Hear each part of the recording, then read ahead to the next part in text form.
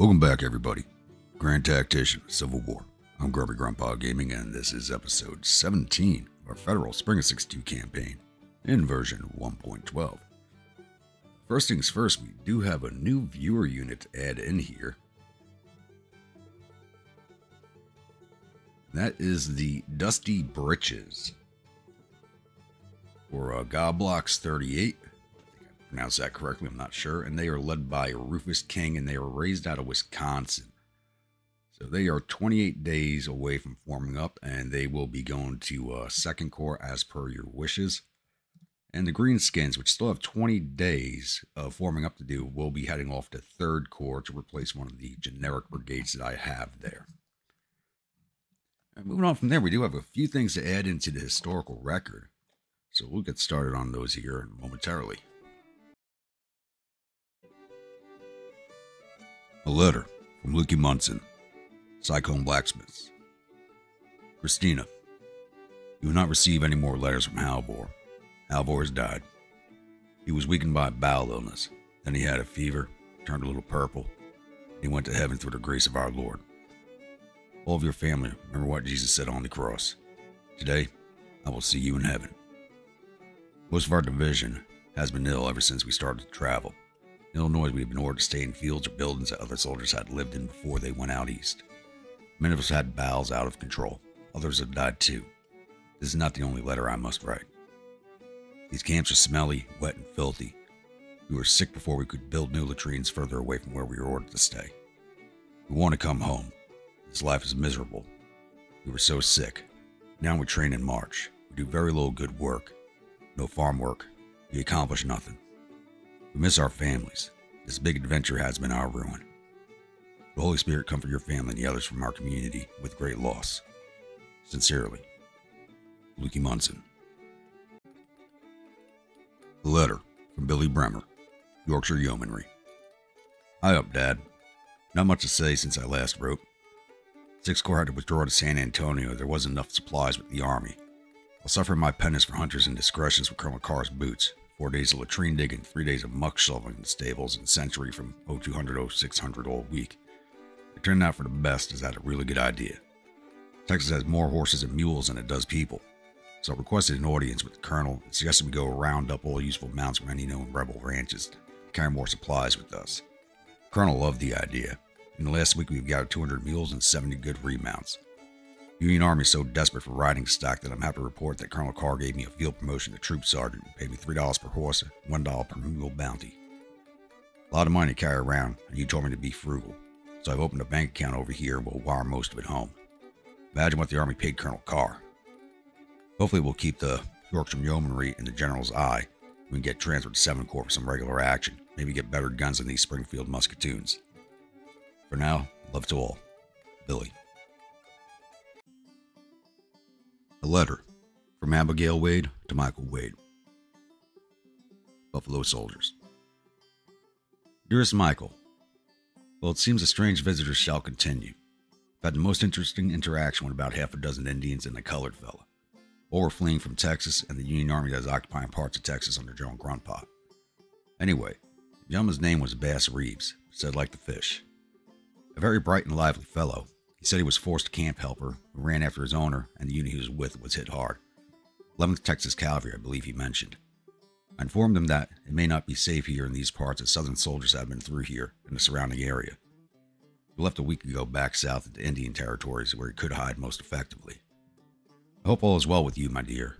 I pray all is okay. I know you are a long marcher and cannot ride as quickly as hoped, and correspondence may not be available at this time. Keep you in our prayers, and are thankful no combat has been seen yet. Please let us know as fast as possible how you are as we worry about you. Your loving family wishes you home safe and in one piece. Your loving wife, Abigail. A letter from Michael Wade to Abigail Wade, Buffalo Soldiers. Dearest Abigail, apologies as we have just arrived at our destination at Quincy, Illinois. Just to be told the Southern Army has slipped past us from the south and moved into Springfield. As such, we are ordered to turn around and backtrack. More marching, but practically guaranteed to have our first major engagement.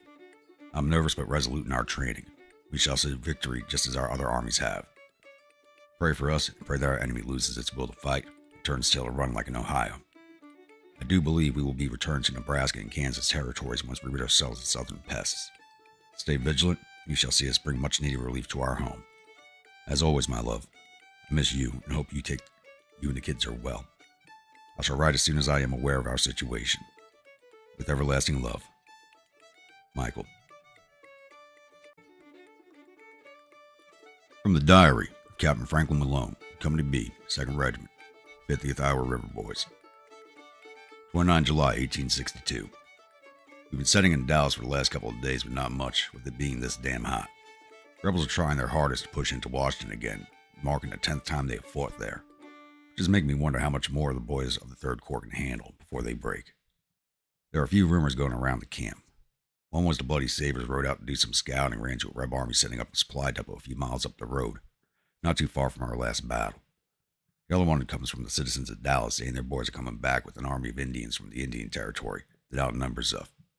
If any of those rumors are true, Joe and Grandpa needs to call back to 6th Corps and maybe the 7th, as we might be in trouble. 30 July 1862. Looks like the rumors are true. We're going to have to fight here, but I don't know which is worse. Fighting in this heat, or fighting in the heat in the muddy fields that's been storming since this morning. The only good thing that might come out of this storm is the Rebs might find it hard to cross any deep streams or creeks. We got orders to get ready to march. We'll see how the fight goes. I can only pray we come out on the other side again. 31 July 1862. Yeah, I woken up with a messenger this morning, a little before 3 in the morning, that we need to get the men ready. The whole Reb army in Texas is marching our way. I ordered the assembly call to wake the boys.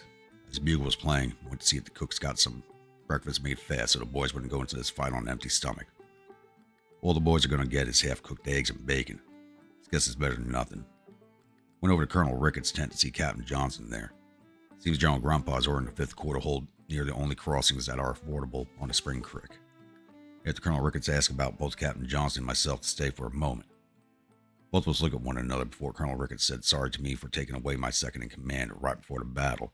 But the 1st Regiment needed a commander, and he was promoting Captain Johnson to major and getting him command of them. All I can do is wish him luck before I return to the men so we can finish getting ready. It was 5 in the morning when we finally took up our positions between Spring Creek and Fox Creek, with us holding the right of that line. With Company B being on the extreme right once again, at least I could see the cavalry to my right, which I think is the Bethlehem Steel, who was closest to us. The ground looked like it hasn't rained one bit here. It was about 5:30 when it looked like the 1st Rebel Brigades could be seen marching towards our line. Around 6:45 was when our order came in to deploy skirmishers with Companies F and G of the 1st Regiment sent forward from the brigade. At the time, as the boys started to move forward, we could hear guns opening up on the rebels.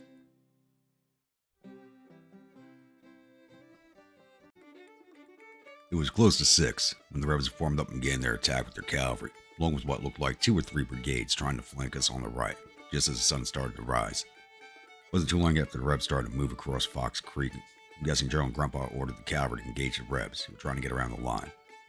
This left us holding the right alone. I ordered Sergeant Lane to take 20 of the boys and refused the right just in case the Rebs marched between the cavalry and us. It was around 6:15 when the Rebs pushed in on the brigade skirmishers, which looked like there may be 3 or more trying to dislodge the boys. Surprised the boys out front held as long as they did before breaking. All I could think as they turned to fall back to line was, this is going to be a bloody fight. About 6:30, the order to refuse to right somewhat came, which made me order Sergeant Lane to get those boys back in line. Not a moment after giving the order, one Rebel brigade started its march on us. About 7:15, it turned out to be 4 brigades we engaged with. It was thanks to the Viking Brigade that one of the Rebs started to run, but that left us with 3 more who had moved to our right.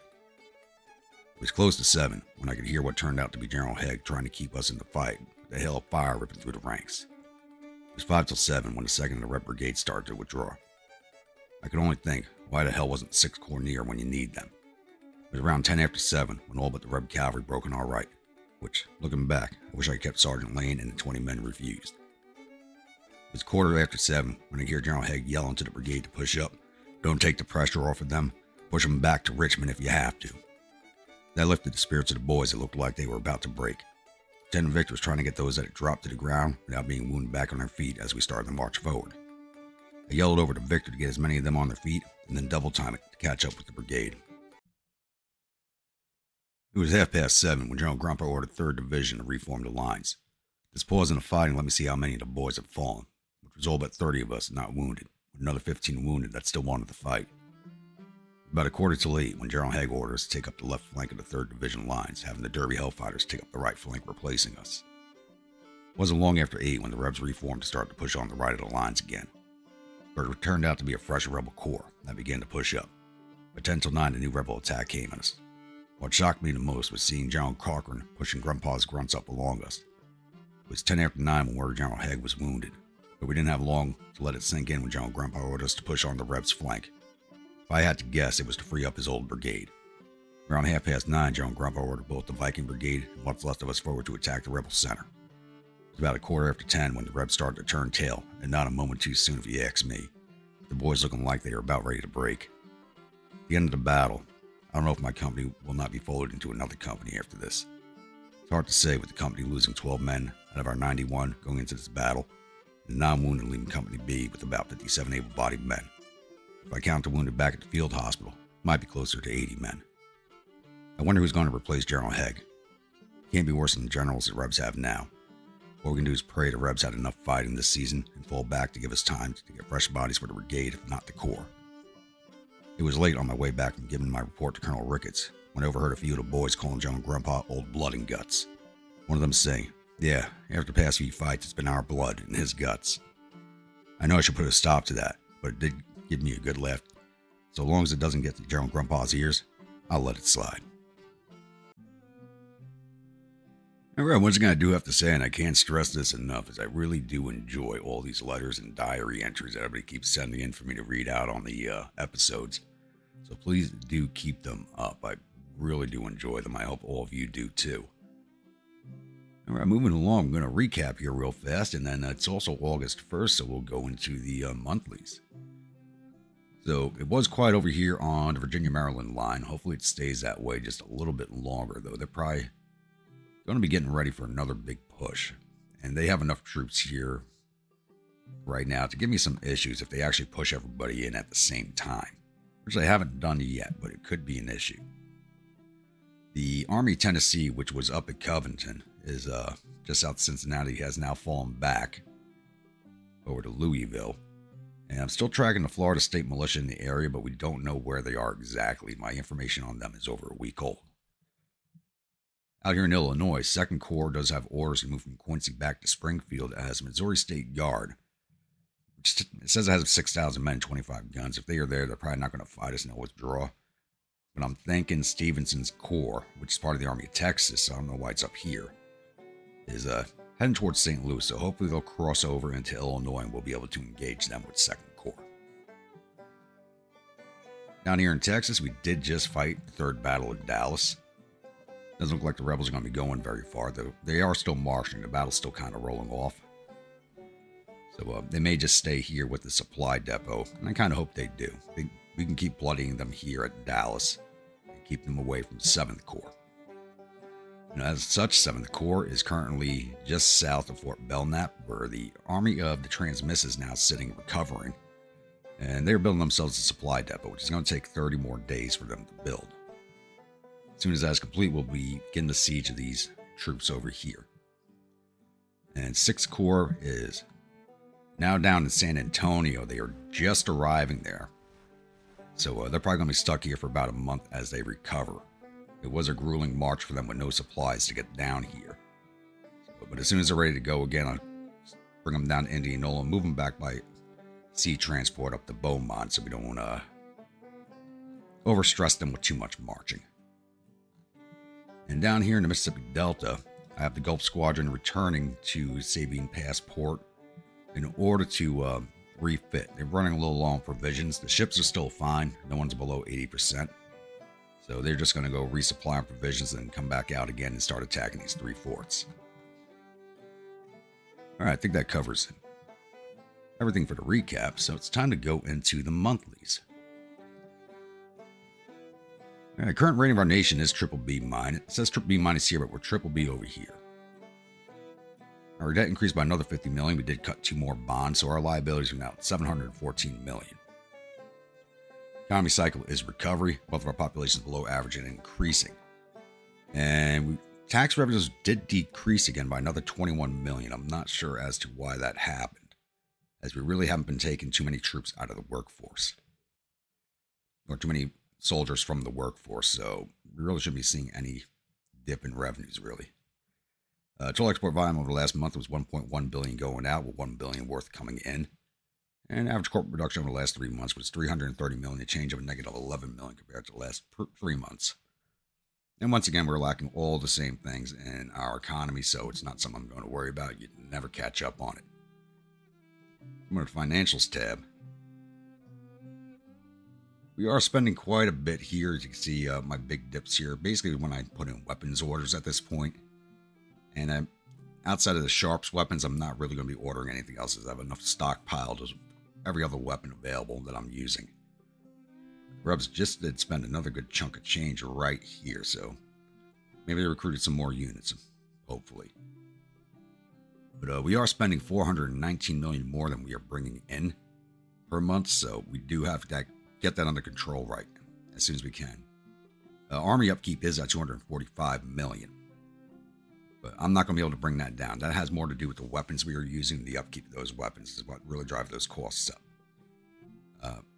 And we did bring down our supply depot cost, because that was almost 100 million at one point. It's now down to 88 million. So we are bringing those costs down slowly but surely. Coming over to intelligence. Rebels are working on Industrialization 1. Okay. They've done improvised shipyards and ironclad gunboats. That might be an issue if they actually send a fleet out to us. But they still have, as yet, have not done that. And their relations with Great Britain is still sitting at 30%. And I haven't done anything to make the... Yeah, rebels are kind of screwing themselves, it looks like. Yeah. Rebels aren't helping themselves with some of the policies they've taken. And morale Confederate armies right now is at 56% chance. 56% with a change of plus 10%. And the enemy has lost one officer killed in action. That was Kershaw.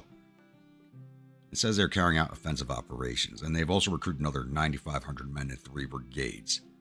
They started building 3 more ships. They don't need any more ships. They're not even using what they have.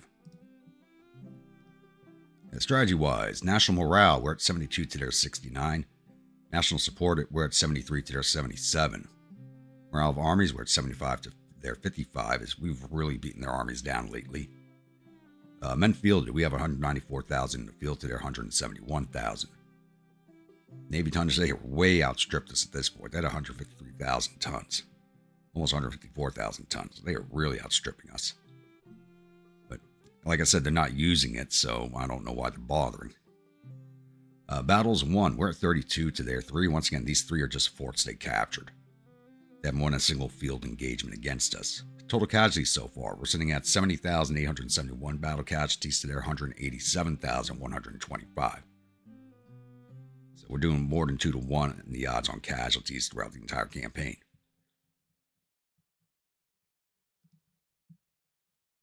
Policy-wise, we are currently working on war bonds. Help raise a little bit more money for us and raise our credit rating up out of the triple B.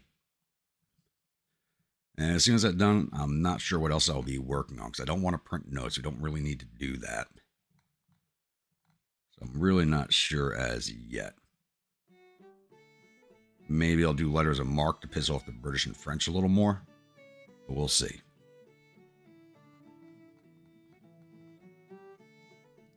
Alright, projects.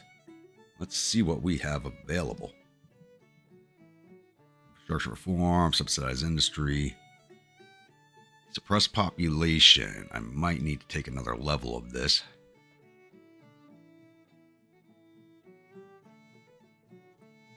But this will suppress rebel support, but doesn't really help raise our support. So I think I have to wait for, which one is it? Occupation administration. Come on. Yeah, it needs 2.1. We have 1.9. And this should increase our support in Texas, because it's still only at 3%. We need to get that up. I would like to recruit some Texas units just to say, hey, we got Texans fighting for us. All right, we got over here on the military side. There's nothing here left that I want to take, except another level of logistics reform. We can always use that, lower those costs down. And I'm not going to use industrial money for the weapons production. We're producing enough weapons as is. We could go for another level of training manuals. Yeah, we'll take logistics reform for now. Yep, okay. And once the next month rolls around, we'll take the training manuals. As some of these units, even though they've been in the field for almost a year, still have very low training. Especially out in 2nd Corps. They've had plenty of time to camp and train. They just haven't done it. All right, I think that covers everything for now. I'm really unsure as to where the next combat is going to be at, so I'll be back with the next major incident. All right, that did not take long at all. Looks like Ewell is back again with the Hardee's Corps Army to the southwest, going after the 5th Corps. And they literally just fought, so I'm surprised they have the ability to do this right now. They're bringing 23,100 infantry and 40 guns to the fight to our 23,054 infantry, 3,800 cavalry, and 61 guns. So we do have a cavalry and gun advantage. So I'm definitely going to use that to facilitate a victory on this one. I'm going to be a little more aggressive in this fight, I think. So I want to push these guys off to give this corps time to rest. So I will see you all on the outside load screen. Welcome, my grunts, to the 4th Battle at Dallas. This time it is actually a meeting engagement, so we're set a little back from where we usually are. The rebels are entering from this road here and this road here as they've done in the last few battles. So my plan for right now is to rush 1st Division up here to cover this crossing point. 2nd Division down to the town of Coddington to cover that crossing point. I'm going to be leaving 3rd Division back by the objective point as they are the weakest division right now, as they took quite a few casualties in the last battle, so I'll be keeping them out of this one as much as I can to let them recover. And I'll be sending the cavalry right up here at this crossing point also at the 1st Division, as we might be able to get around and attack. If they don't come at this location here, I should be able to send the cavalry out and around to take them on in a flank over this way along the 1st Division. No, not a pretty battle plan, but it should work. So hold this here, and I'll come back in once we have contact with the rebels.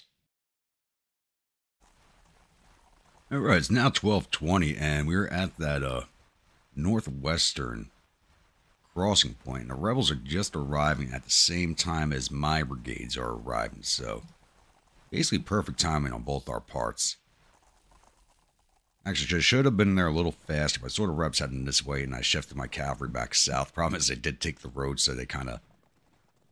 I caused a traffic jam back here, which is slowing everybody down. I am moving 3rd Division up to sit in reserve of 1st Division, while the Cavalry Division and 2nd Division cross at Coddington to come up on the flank and rear of the Rebel Corps.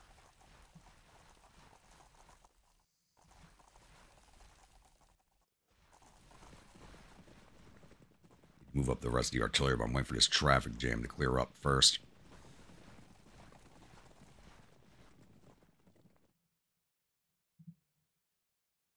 I think I can start ordering the rest of them up.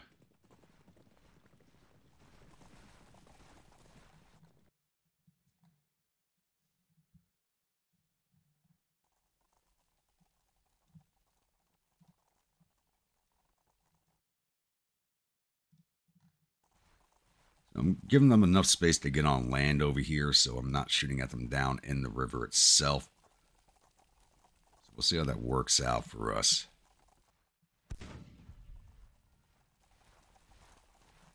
Go, Liberty Bell's getting their first blood in.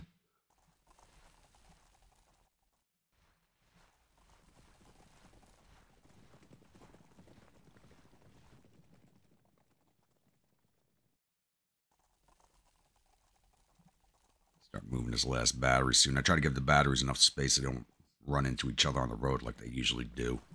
Slow themselves down. There goes my grunts opening fire at the sharps.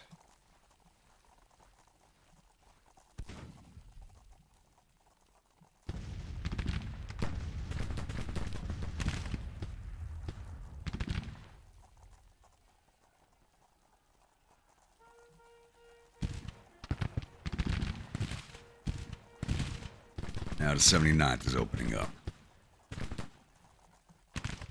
Here is 2nd Division. All right, you guys are in town already. Start pushing you across.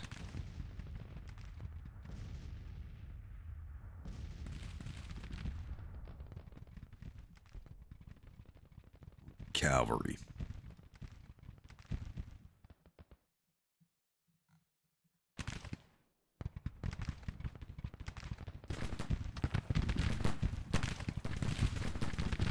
Where the hell are you riding in front of the lines? Oh, not a good position. No one's firing at them yet, though, thankfully.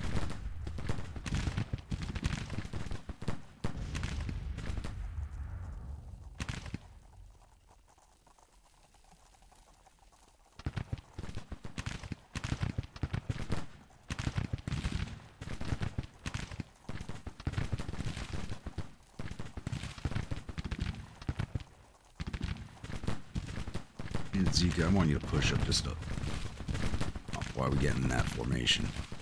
You guys hold order, see if that fixes that.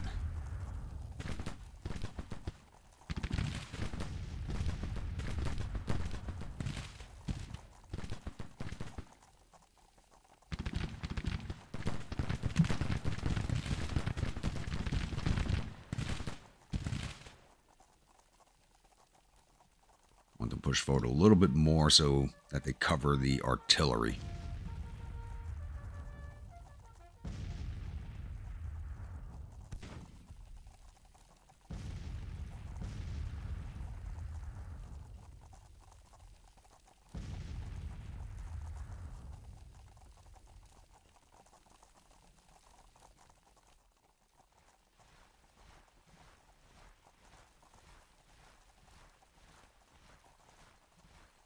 That should be good right there.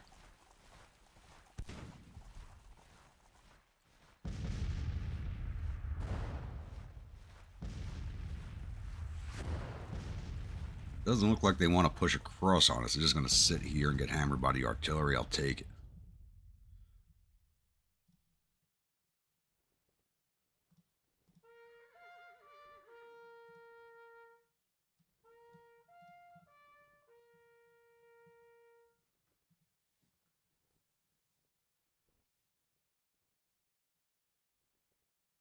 Problem is, they got 2 army commands on the field and only the 1 corps. What are you guys doing?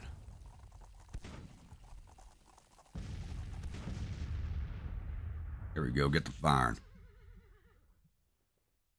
I think I may have to send Higgs volunteers home. They only got 7 guns left. Counter battery, take out these guns. Where are the sod busters? They should be coming up. There they are.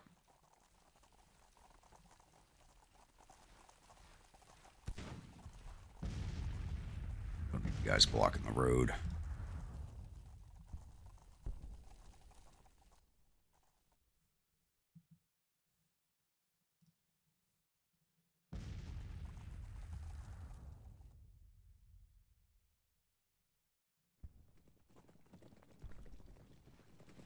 Everybody's starting to move across. Very good.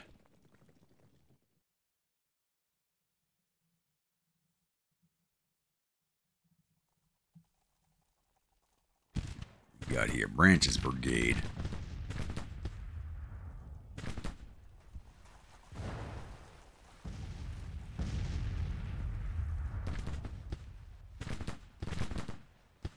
Somebody's command staff is right there getting hammered.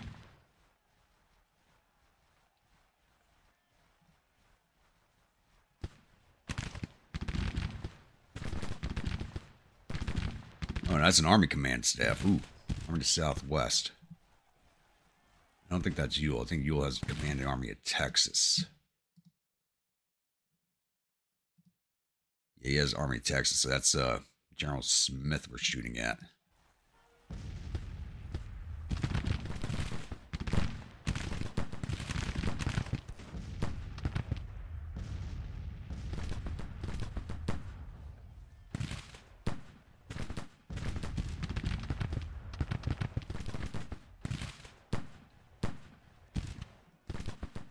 boys about to march in caster range of a 3-star caster unit. Not a good idea.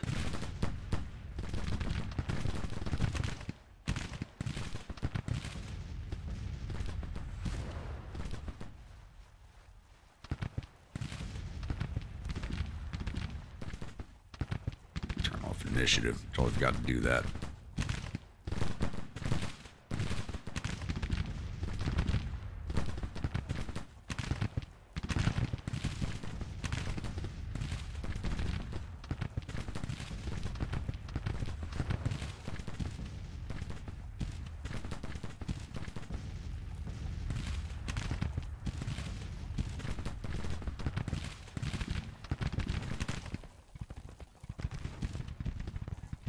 Artillery's coming up. See how the river crossing's going. Hunt, why the hell are you still back here?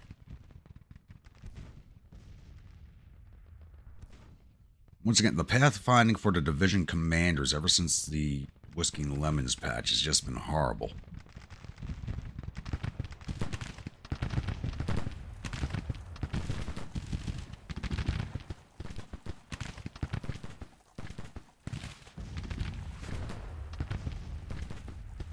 Notice that Branch's brigade forward, they're just getting ripped apart. Oh, here comes Washington artillery. They got 25 men and no guns. I thought we wiped them out in the last battle, to be honest with you. If this is how they're going to attack, we got no worries whatsoever.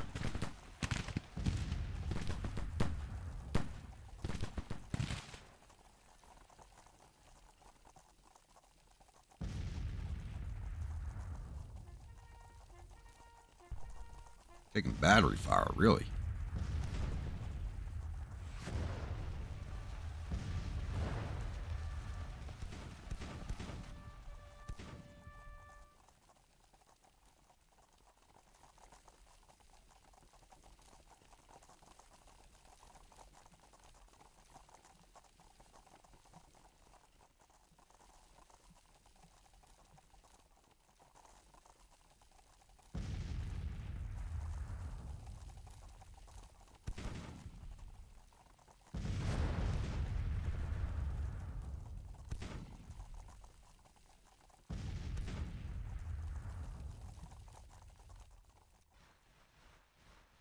Yeah, is on counter battery. Should be firing on these boys back here. Just sitting in like a kind of a weird lull right there.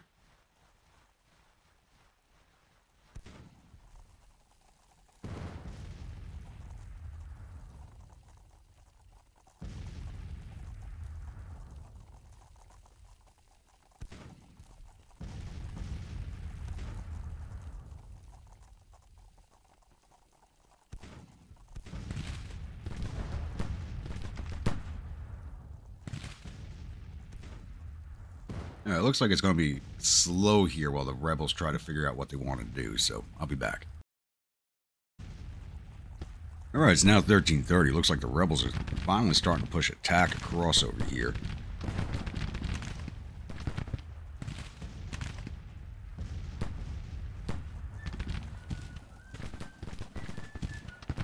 Pretty hefty one. They're coming across all at the same time.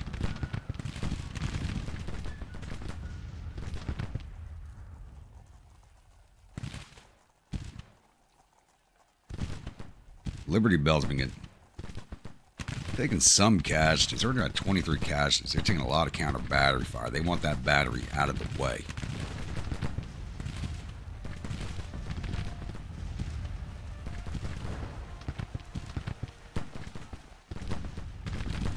Alright, who am I moving up from third? You know what, Derby? Come over here and join the grunts.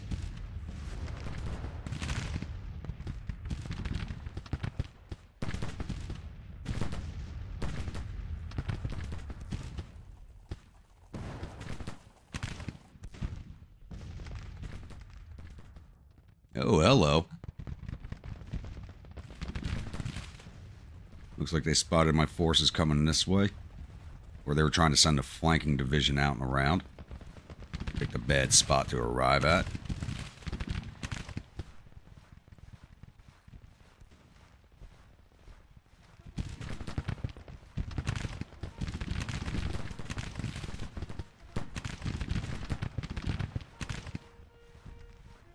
Just regulars and a bloody first and now hammering away at them. Blue Jackets coming up. This brigade will not last long. It has a lot of firepower coming down on them. They're just marching into it. Not even stopping to shoot back.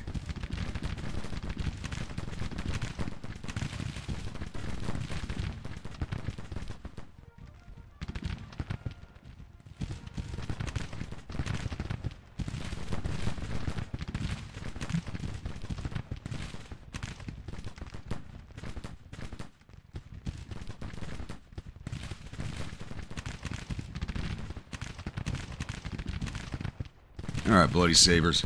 Go finish them off. Let them still go join them.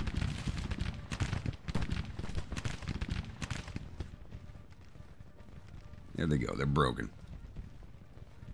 Boys can halt.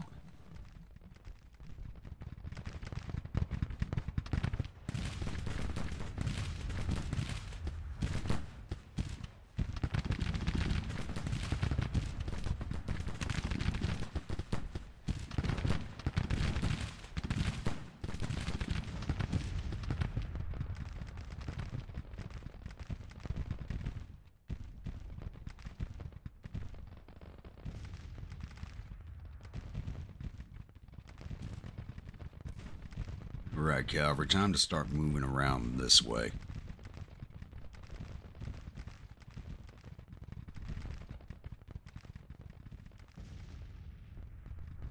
Same with 2nd Division.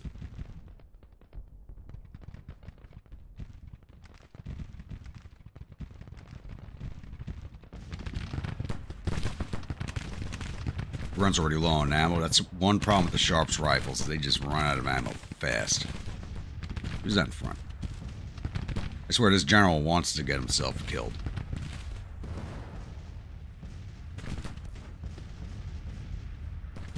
Why are you getting ready to break? Ooh, you taking 63 losses already? Well, you're on counter battery fire to shoot at these units and you're not shooting at those batteries. That's what's getting you hurt.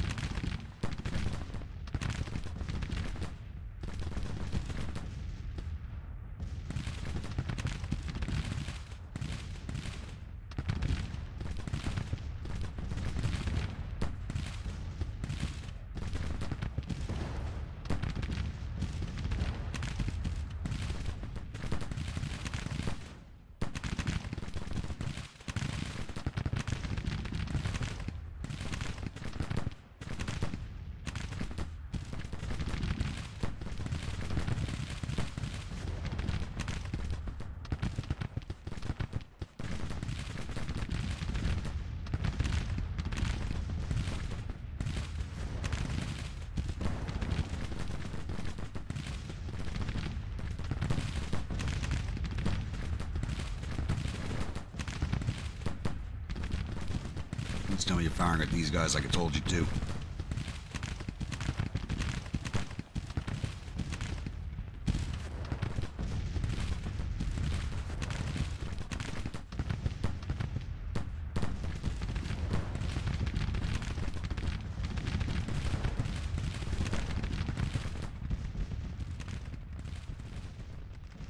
Their orders.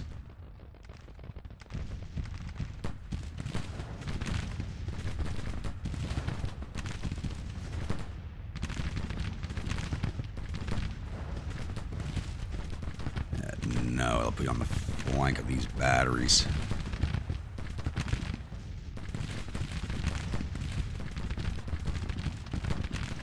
Yep, they went to sod busters. 93 casualties. Wow, these guys did a damn good job over here.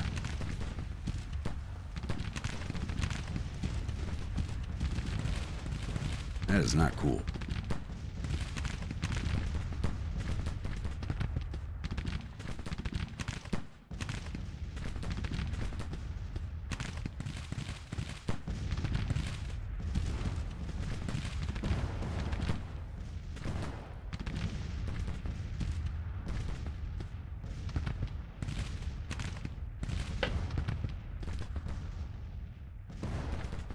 Oh, if anybody's wondering what today's battle brew is, it is coffee with a bit of Irish in it.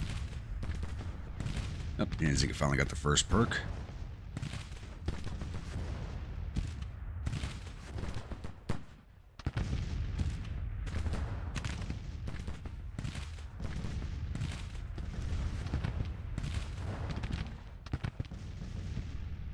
moving yet? Not yet.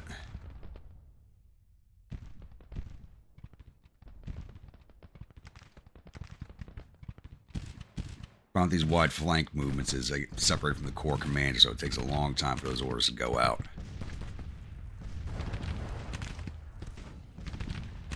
You know what? We're going to start pushing on these guys that are stuck down here in the river.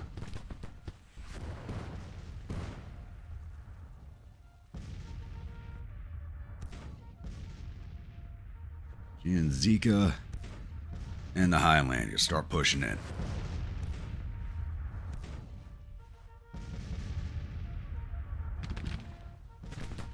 And same with you grunts.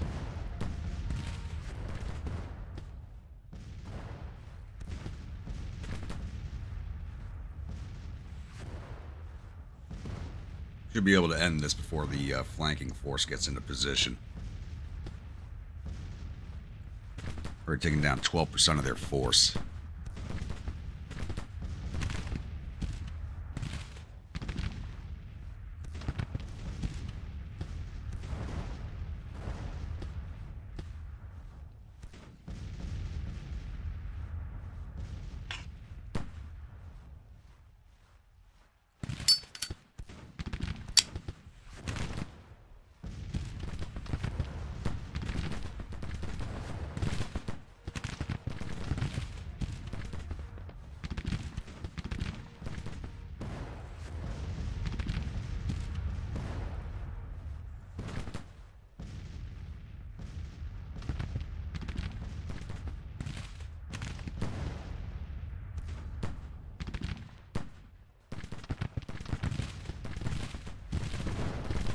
These guys aren't even getting into battle line. We're just going to rip them apart. That's the Florida State Militia. They don't have a lot of troops in Florida.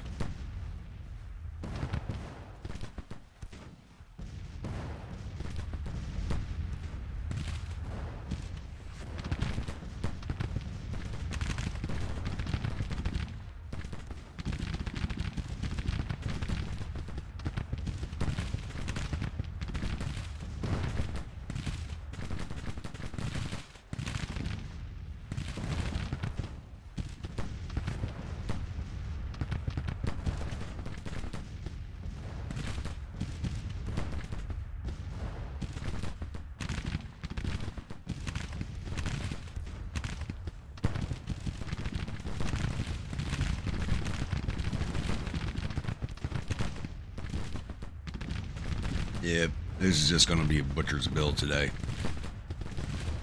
Especially for the rebels.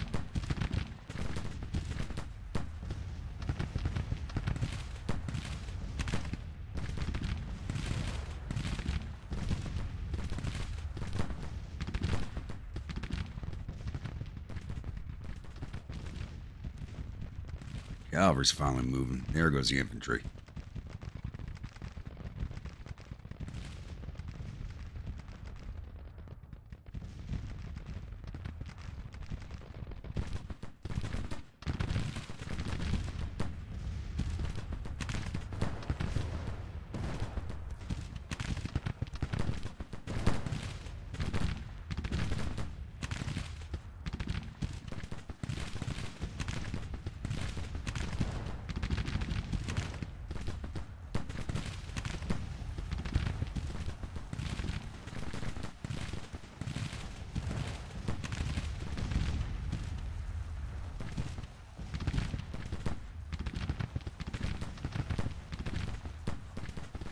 Look at all those graybacks laying there. This is beautiful.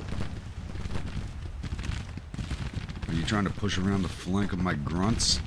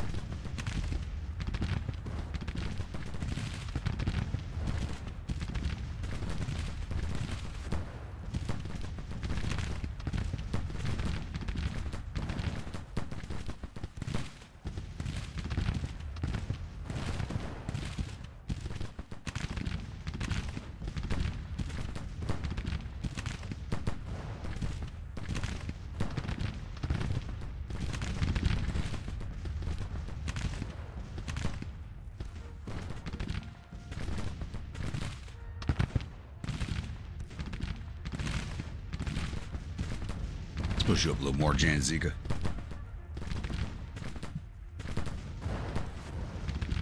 Same with you, Highlanders. Let's push you up some.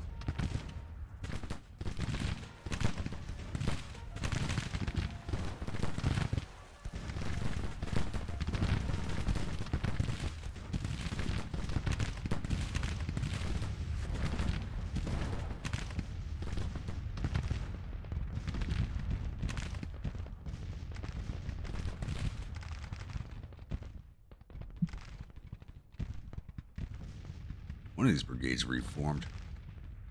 Blue Jackets, go take care of that.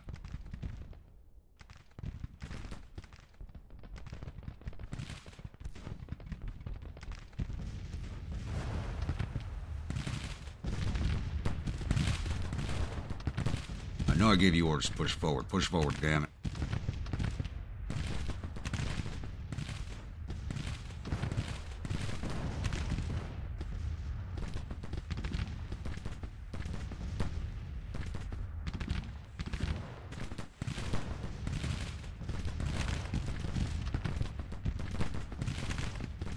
I think we've just about broken this core except for this division that's sitting over here. Here they go.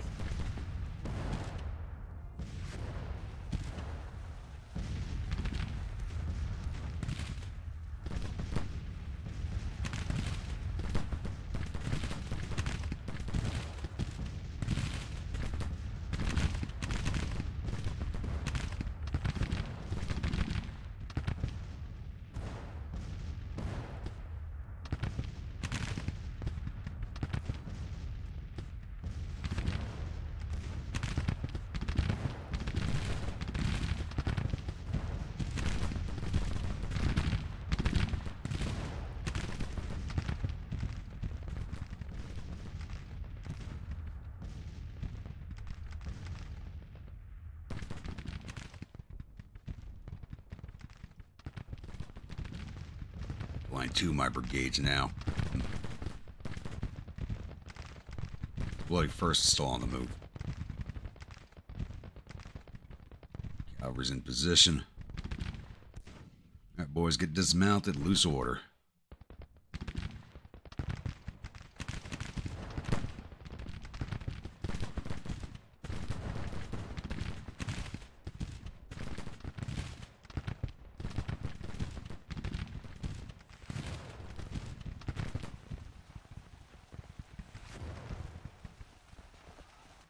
Time to finish these rebels off.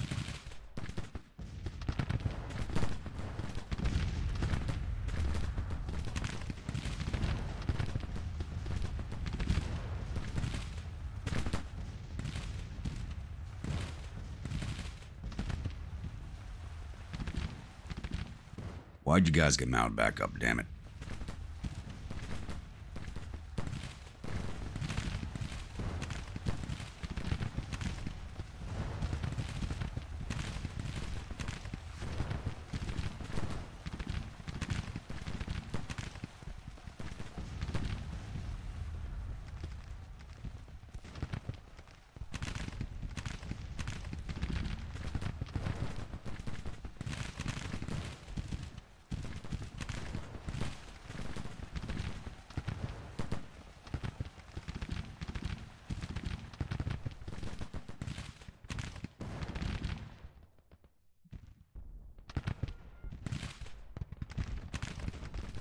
Guys, it's still pounding away at this one brigade, really.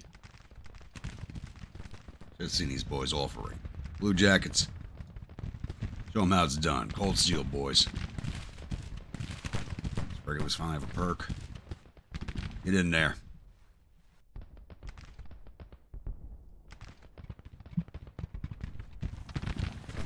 Look like Bloody First is going to be getting into the fight. No.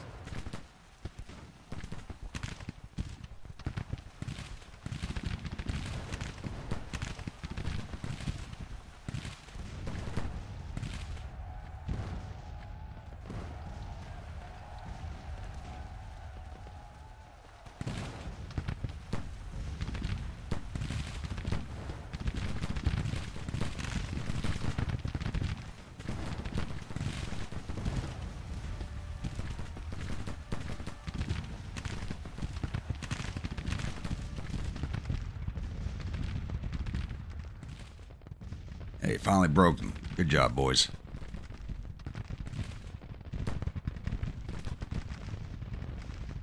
Get the hell over here.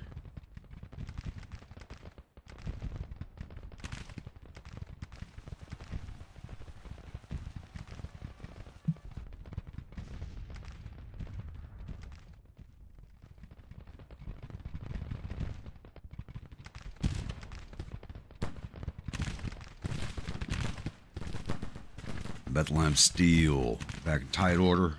Yep, they're retreating.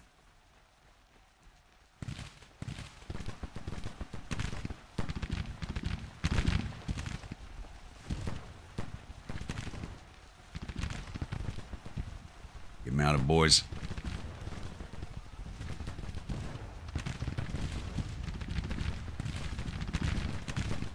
Get me these guns.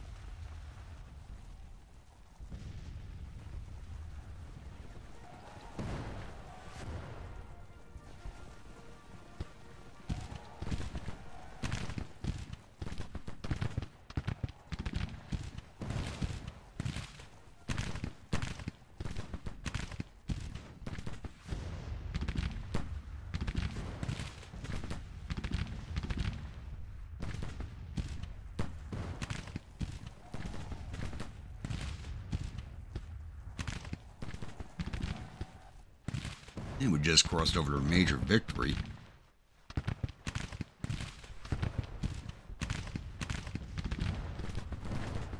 Casualties are a little higher for me than I expected them to be. Their artillery did a damn good job on counter battery work.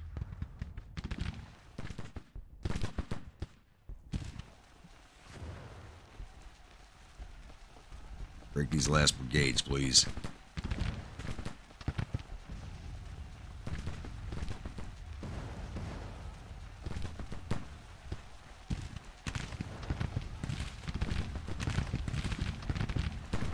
Guys don't look like they know if they want to fight us or not.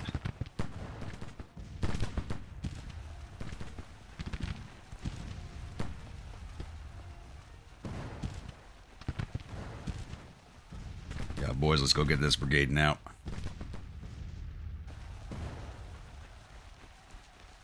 Alright, bloody sabers, get mounted.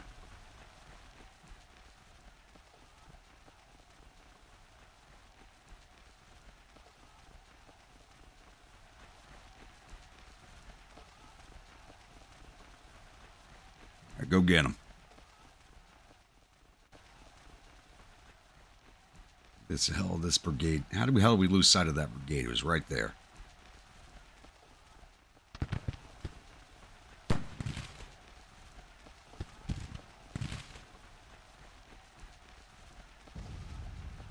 There they are. Go get them, boys.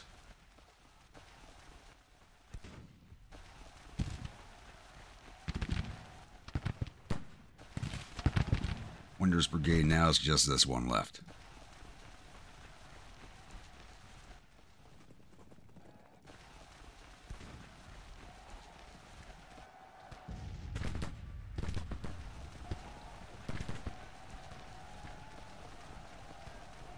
There we go. Reinforcing them surrounded, but that's okay. Let's speed this along now. I think the battle could have gone a little better for me. I took a lot more casualties than I expected. Like I said, their counter battery work was excellent in this battle.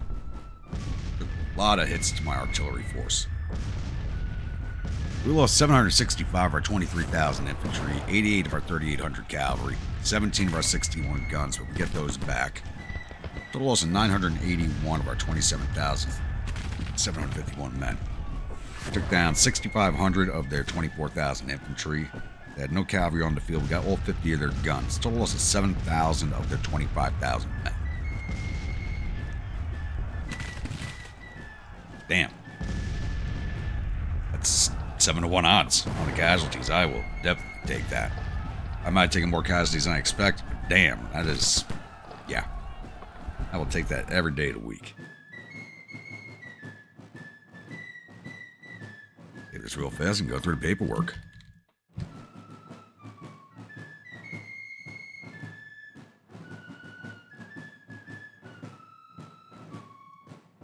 All right. Engineers didn't fight. 1st Cavalry Division, Bethlehem Steel did 145 to infantry, captured 382. 94 to artillery, captured another 109. Total of 732. Bloody Sabres did 277 to infantry, captured 24. Total of 305. Division total 1,037. 3rd Infantry Division, only the Derby Hellfighters got any shots in, and they did 55 to infantry. 2nd Division, Ohio Blue Jackets did 135 to infantry, captured 33 for total 168. U.S. Regulars did 400 to infantry. The Bloody First did 330 to infantry, division total of 898. 1st Division, Janzika Legion did 1,116 to infantry, 99 to artillery, captured 50, total 1,267.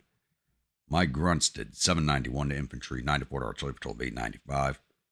The Highlanders did 1,279 to infantry, 132 to artillery, for total 1,414. The Highlanders get the Grumpy Seal of Approval for this battle. Liberty Bells did 328 to infantry, 15 to artillery, for total 348. Division total 3,924. Artillery Division, Higgs Volunteers did 100 to infantry, 10 to artillery, for total 114. The Iowa Sodbusters, even though they broke, did 235 to infantry, 35 to artillery, for a total 270. 1st Maine Battery did 142 to infantry, 35 to artillery, for total 180. 1st Illinois Artillery did 79 to infantry, 28 to artillery, total 111. Division total 675. So I don't think we lost any officers in this fight. No, we did not. Let's see if we got any of their officers. Somehow, General Smith survived all that firing. Looks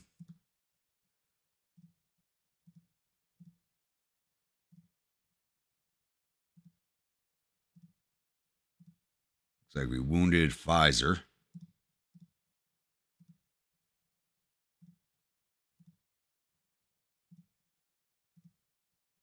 Wounded B. And we captured Lieutenant Colonel Zachary. That's all we did, really? We had all that command staff riding over here getting shot up, and that's all we did? It is what it is. We'll get closed out of here, and I will see you all at the newspaper screen. Glorious victory at the 4th Battle of Dallas. The Army of Texas retreating in panic. Actually, in actuality, it was the Army of the South. Army of the Southwest and Hardee's Corps. Army of Texas commander. He just had command because he's a senior officer on the field. Yemen's Proto suffered total casualties of 6,979 men. There were 1,082 killed, 3,576 captured. Our casualties totaled 981 men, 193 killed, 138 missing, and the rest were wounded. Captured 3,695 rifles and 23 guns from the field. And we had paroled 3,361 soldiers. Let them loose back into the wild. And sadly, Lieutenant Colonel McCall, the commander of the Iowa Sodbusters, was disgraced, even though that was no fault of his own. That unit took a major hit from the rebel artillery. We also defamed General French. All right. So gotta replace McCall. I can't, because of our position, I can't have as much as I'd like to leave him in command, I can't have a defamed commander in an invasion force. It's just not good. So he's not shown defamed yet, but he will be. An Iowa officer. Any artillerymen?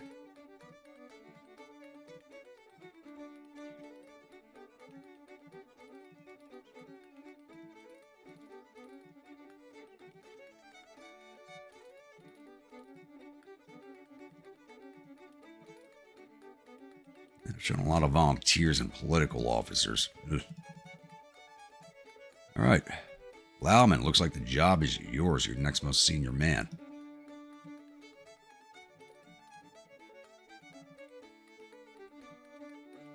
Sorry, McCall, but you had to go.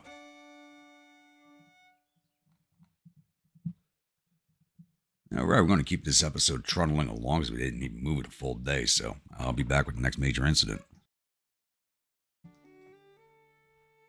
All right, it's now August 8th, and Ewell has come back again, this time with Smith's Corps. I swear he is trying to destroy his own armies. He's bringing 14,057 infantry, 881 cavalry, and 4 guns to my 22,888 infantry, 3,829 cavalry, and 52 guns. I have no idea what the hell this man is thinking. Even I wouldn't take these odds on. But it is what it is. I will see you all on the other side of the load screen. Welcome, my grunts, to the 5th Battle of Dallas. Can't believe I'm saying there's been 5 battles now. Oof. We are on... I'm really not even sure if there's a name for this map. Guess we call it the Robeson Hill map. We fought on before. We don't get this map very often. But we are defending. We're defending back here at Snowy Ridge. So I do have it set up with the cavalry out on my left flank. The artillery to their right. 2nd Division along the main approach road, which I'm hoping the rebels use. I want 2nd Division to do most of the fighting, as they really haven't done too much. 3rd Division to their right and 1st Division to the right of 3rd. So I'm really hoping they come straight down the roads and straight at 2nd. I'm hoping. I really don't want them approaching from this flank, but they just might. That's why I have the cavalry over there. All right, so I'll pause this here and I'll come back in once we have a sighting on the rebels. All right, it's now 1942, and every time I think my phone's on silent.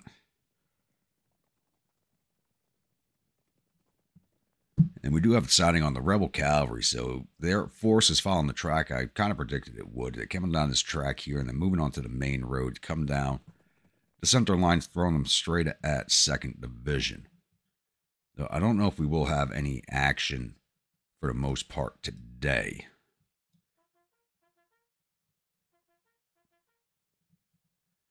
Outside of maybe the cavalry coming forward and getting shot up, but we are losing daylight fast.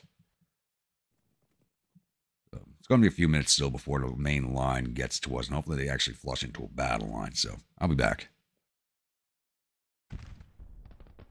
Alright, it's now 20:30. We're actually approaching the end of the day, and the rebels are flushing out into a battle line in front of us. It just looks like they got a little too close to the 1st and 3rd Divisions, now pushing in for an attack against my skirmishers.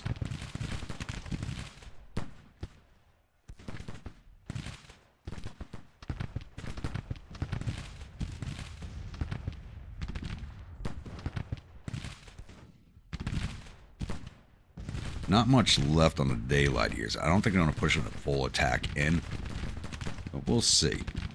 I think it's just they're just being drawn in to fight the skirmishers at the moment.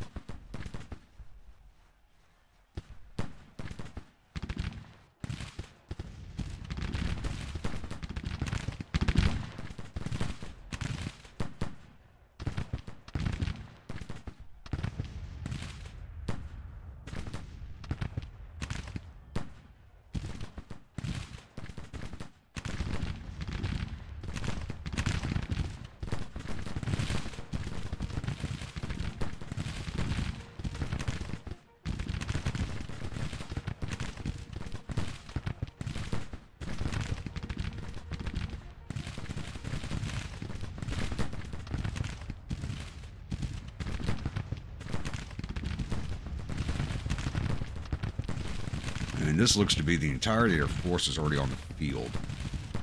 They only had, I think, around 15,000 men, so I think once daylight comes around, I really don't think they're going to attack us, to be honest with you. So if they don't withdraw overnight, we'll go straight at them in the morning, because they don't have a lot on the field. We can get rid of these boys easily enough. Their morale is not that good. That 53 to our 51, but most of their brigades look like they're ready to go.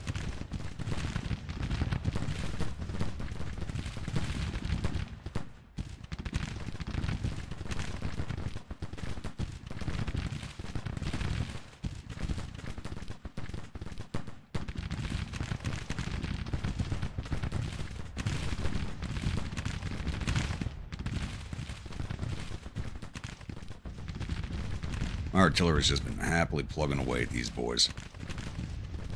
Though I think they're firing at a lot of skirmisher units, so they're not doing a lot of damage right now.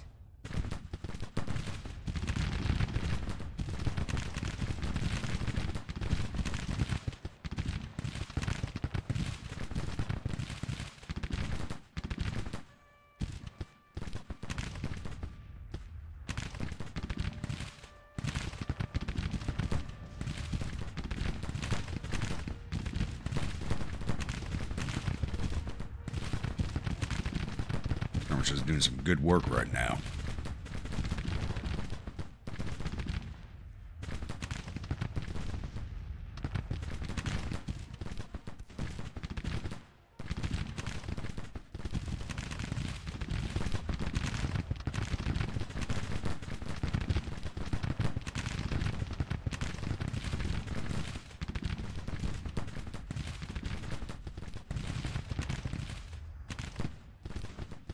Start engaging these skirmishers. Let's see if we can't draw them in.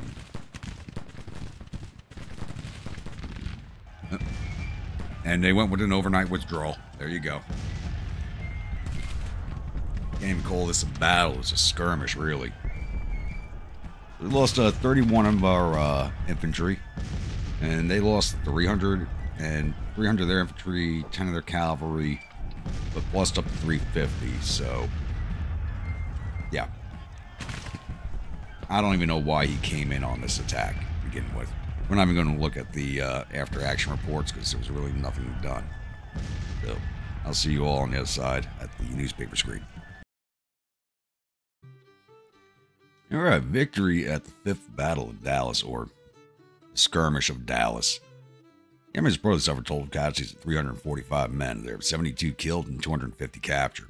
Our casualties total 31 men with 4 killed, 4 missing, and the rest wounded. So, not much of a fight, that. I spent more time waiting for them to show up than anything else. So hopefully Texas stays quiet for a little bit here. Those two armies are beat the hell down. The rebels that were in Springfield retreated before 2nd Corps. They are now down toward Pinckneysville. It looks like Stevenson's Corps is moving towards St. Louis, but I'm not sure going to arrive there or not. I'm still waiting for them to flip that city. There's no reason they shouldn't have at this point. Yeah, reports on these guys are over a week old now. The Missouri State Guard is building a supply depot, so we'll let them build that, and then we'll go take it from them. Oh, looks like we got more forces showing up over here in Kentucky. Hampton's Corps with 16,000 men. It's got to be a new army. Looks like the rebels are starting to spread their forces out a little bit more. The 2nd Corps is going to stay in Springfield for the moment until we see what the rest of these forces are doing. Maybe they can consolidate up and get ourselves a good battle up there. But, because that battle was short and really not much to it, we're going to keep this episode rolling along, so I'll be back. Alright, so now it's September 1st. We actually managed to go the rest of the month without any major combats. We did have 2 naval engagements, and very heavy victories in our favor. We sank 13 rebel ships, but all like 4th-rate steamers, basically. Nothing of any note, and captured another, I think it was 5 were captured. So we did destroy 2 fleets outside of Biloxi, and just moved another one into the area, and it looks like it might have an ironclad with it. Yeah, because it has this ironclad here on the map. That means there's at least 1 ironclad in that fleet. So our fleet's back on its way out to take that fleet on. And we've also started the siege of Fort Belknap with 7th Corps. I was hoping to get the Army to Transmiss stuck in that siege along with the fort, but they retreated away from us. Actually, their corps retreated south of us. That's not good. But they are so in such bad condition, even with 19,000 men, they don't want to take on my 13,000 man corps. All right, now it's time to go over the monthlies. Our current rating is BBB+. Our debt increased by another 50 million. We did cut another 2 bonds, so we now owe 764 million. Our current economy cycle is recovery, wealth population below average and decreasing. And our tax revenues decreased by another 7.5 million. I was wondering what was causing the tax revenue decreases, and it's actually, there's a rebel fleet sitting up here in the Long Island Sound that's actually blockading all these ports up here. That's what's actually causing me to lose all that money. Those are all my biggest trading ports. But we're not gonna bother. We'll just leave it as is. Says we didn't construct any buildings, but we did finish the supply depot south of Fort Belknap, and we're constructing another supply depot in Illinois to service 2nd Corps. Average corp production over the last 3 months was 352 million, which is a change of plus 22 million. All right. And exports was 1.1 billion going out, 1.1 billion coming in, so an even on trade at this point. Not too bad. Finance-wise, we got supply depots. Even with the new ones built, they're down to 81 million from the 88. That taking those supply reforms really does drop the cost of the supply depots. They're well worth the money. Total expenses are now at 698 million, so we're spending 414 million more than we're bringing in, but our expenses are coming down. Even our army upkeep has dropped to 209 million. So things are getting a little cheaper as we go along and keep those reforms coming in.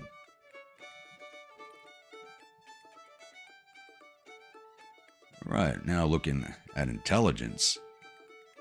Rebels are working on government funding too. They've done cast artillery, administration reform, and subsidized agriculture as their projects. Relations with Great Britain and France is still at 30%. Says they recruited 1 more brigade of infantry and started building another 6 ships. All right. And morale of the Confederate armies is currently at 80%, so they've gone back up since they didn't fight for half the month. So that's a big improvement for their morale.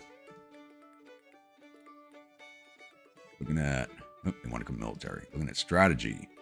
National morale, we're at 74 to their 69. Support, we're 71 to their 75. Morale of the armies is even on, we're at 82 to their 80. Men fielded, we have 204,925 men in the field to their 195,009. Tonnage-wise, as you can see, these guys are up at 154,000 tons. So we took down 20,000 tons in those 2 fights, and we're about to have a 3rd naval engagement here soon. Battles won, we're at 36 to their 3. Total casualties, we're sitting at 71,883 to their 194,021. So we are doing a lot of damage to these boys. Policies. As I said, we did complete war bonds. We are now working on letters of marque just to try and piss off the Europeans a little bit more. In projects, what do we have available? I do want to subsidize railroad construction.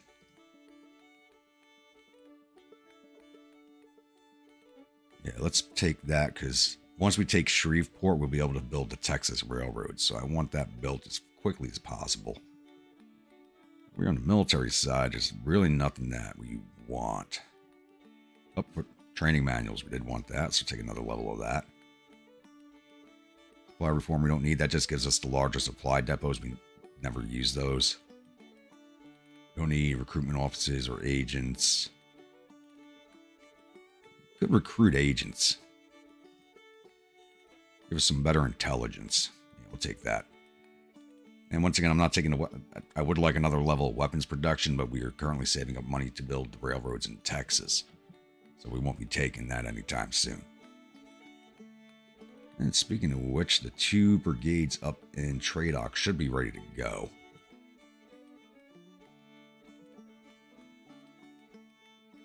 Yes, they are. Cape Cod Cavalry is still reforming. They're another 4 days from being reformed. But the Greenskins, where are you boys going? I think I said I was sending you guys to 3rd Corps.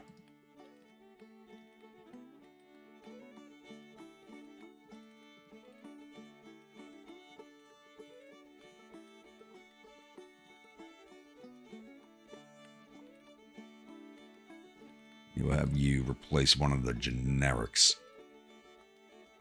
Yeah, we'll replace this brigade with the Greenskins. So the Greenskins are now in the 10th Infantry Division of Patterson's 3rd Corps.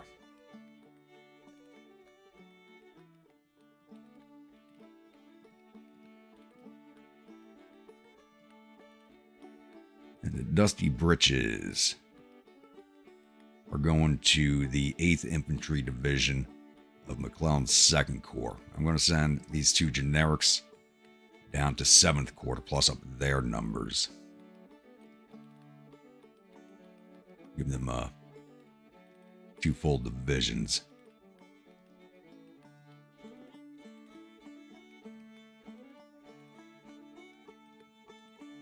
I wanted 7th to be all regulars, but I think they could use the extra numbers.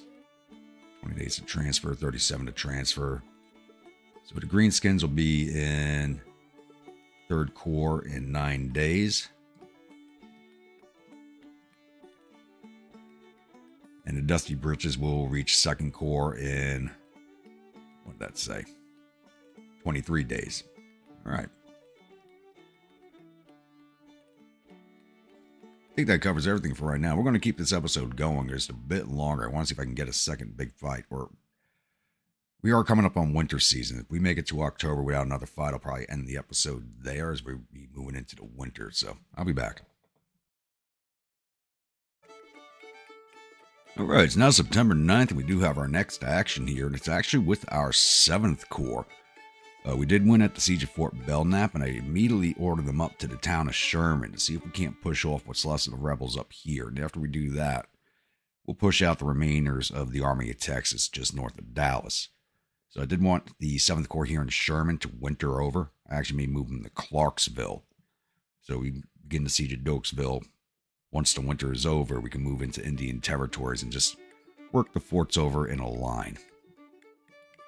So, we're bringing 10,647 infantry, 2,200 cavalry, and 26 guns under command of Mansfield. We are going up against Hardee's Army to the southwest. And they're bringing 13,429 infantry, 0 cavalry, and 15 guns. So we do have a slight advantage. Not much of one. It's almost an even-on fight. So I will see you all on the other side of the load screen. Welcome, my grunts, to the Battle of Sherman. Once we're getting on the Robeson map, and it's a meeting engagement, but we're right on top of the objective point ourselves anyway. And the rebels are coming in from directly east over here on this road, so they're going to be coming straight down this road at us. So we're just going to be sending our, there's no gear units in this force, as these are all the regulars, so we're going to be sending the infantry and line up right up on the wall here, the artillery here, and the 1 brigade of cavalry out here in the woods for a flank attack if possible. So that's about it. It's just going to be as straightforward a fight as I can make it. So I'll come back in once we're in contact with the rebels.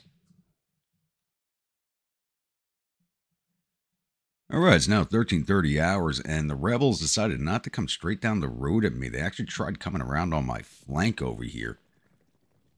This 1 brigade is, so thankfully my cavalry is out this way, so I got them shifting to meet the threat.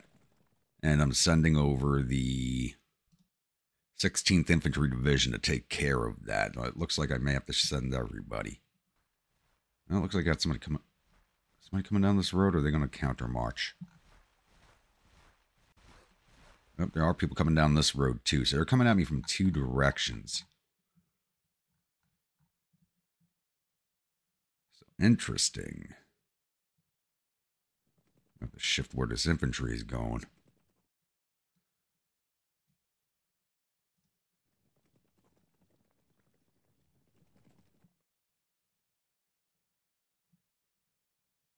Interesting.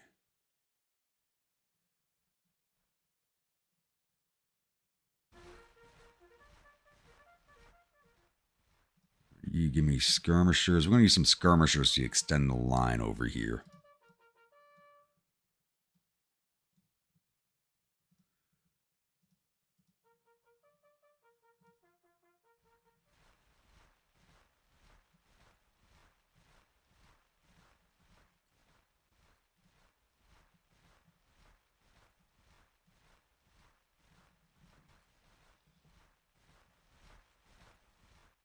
Very interesting.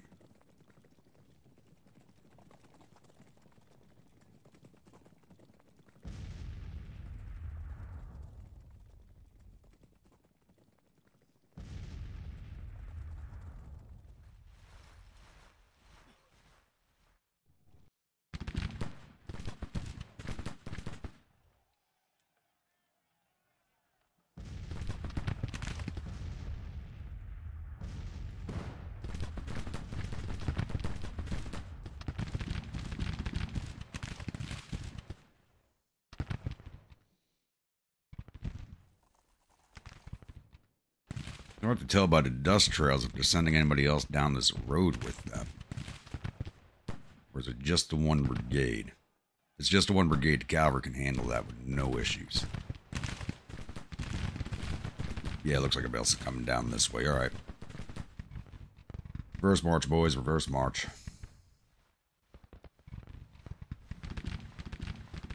Boys back on the wall here. I think the cavalry will be fine out here. It looks like it just might be the one brigade. Yeah, I'm not seeing any more dust trails. Cavalry can take care of this.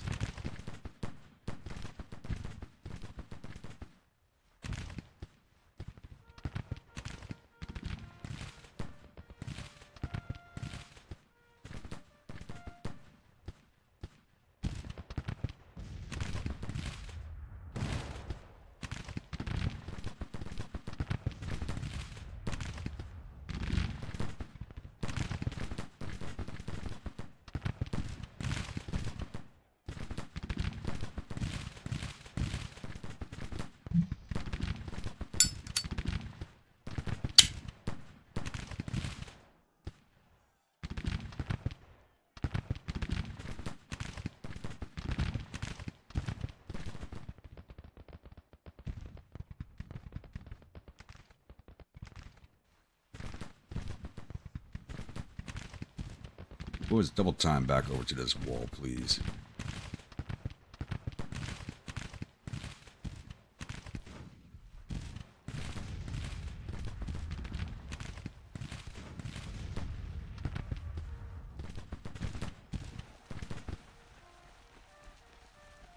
Skirmishers, push on that brigade.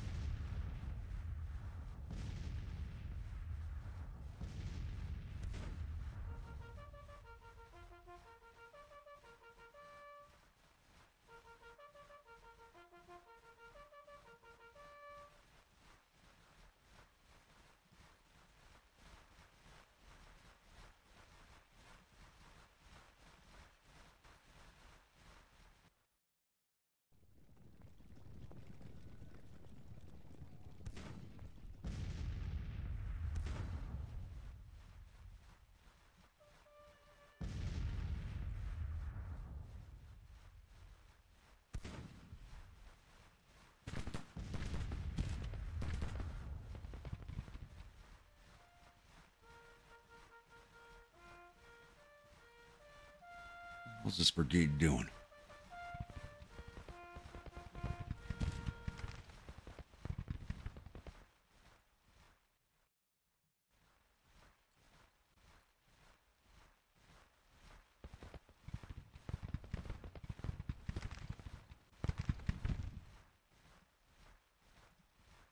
Just halt, damn it, just halt.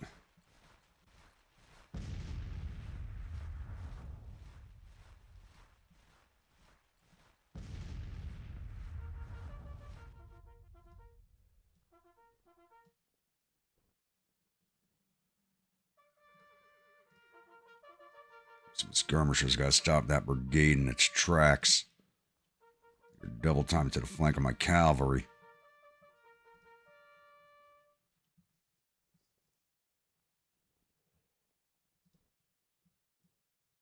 You boys, they're right there. Go get them.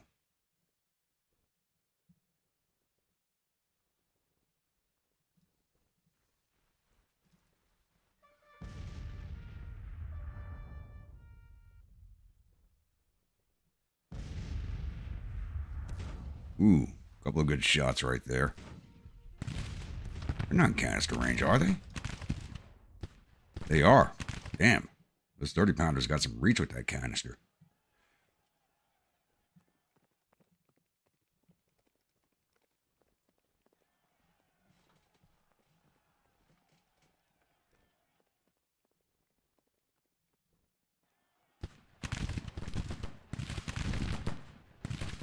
Hitting them there, and we'll let the artillery do some damage.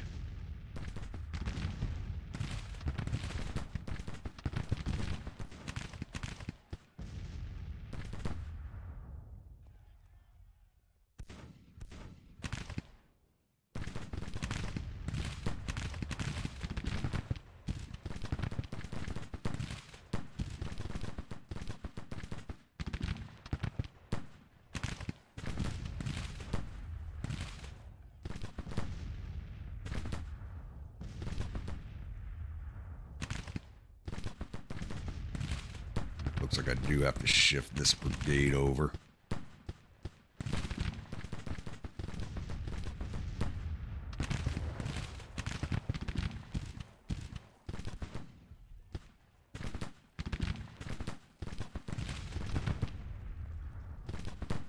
You boys take care of this brigade so I can bring you back.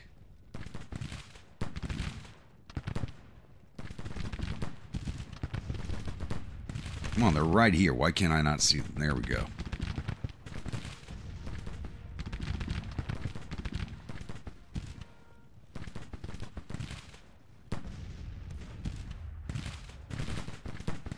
Short range with sharps, we should do some massive damage right there.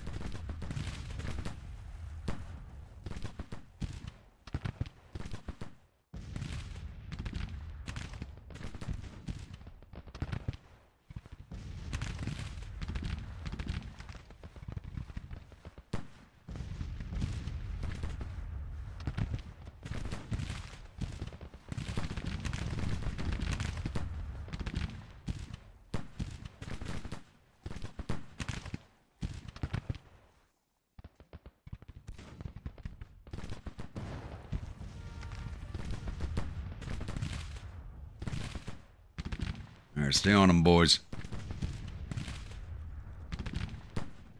They don't want to fight you, so keep pushing them.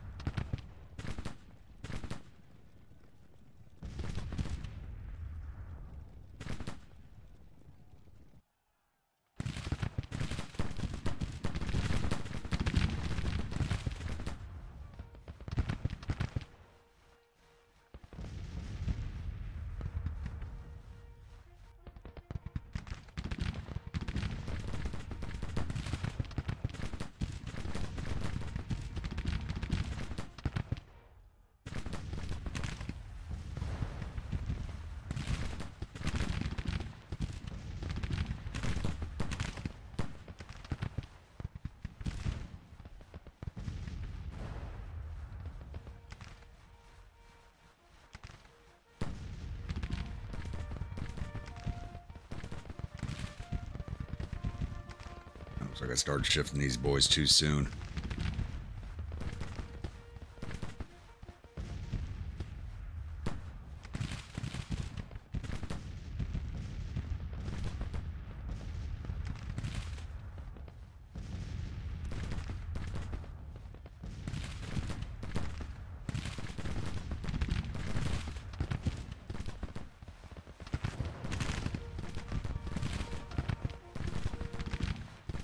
That double, boys, get back here.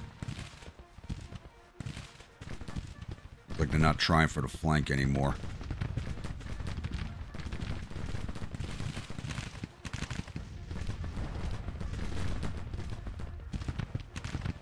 Ooh, they just took a big canister hit.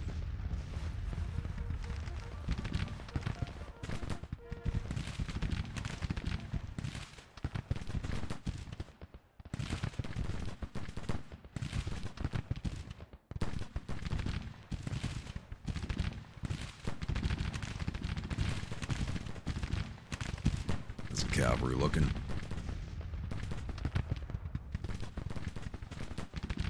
Moving away again. Stay on them. Stay on them, boys. I want them gone.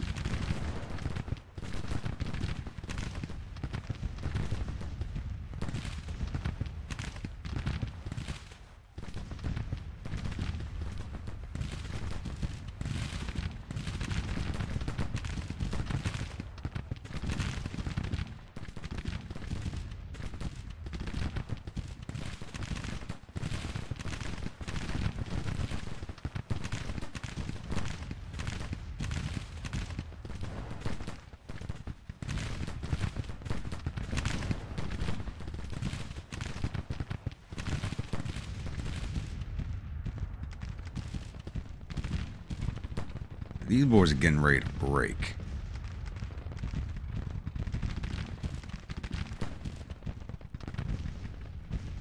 Back in standard formation.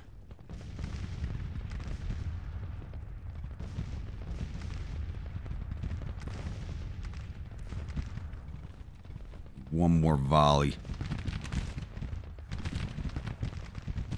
Get mounted.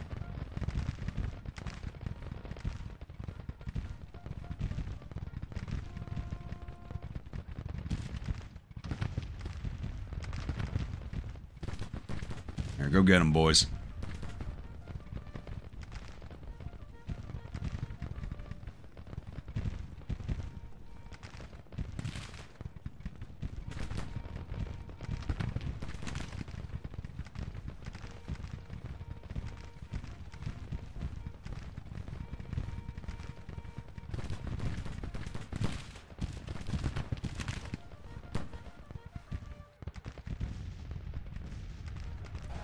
There we go. Didn't want to get in there. Get them out of the way.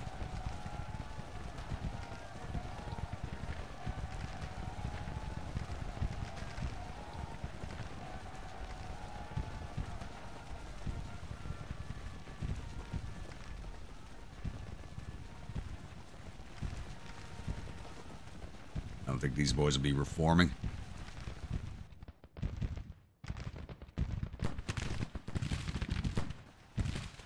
Without those troops to our front, very good.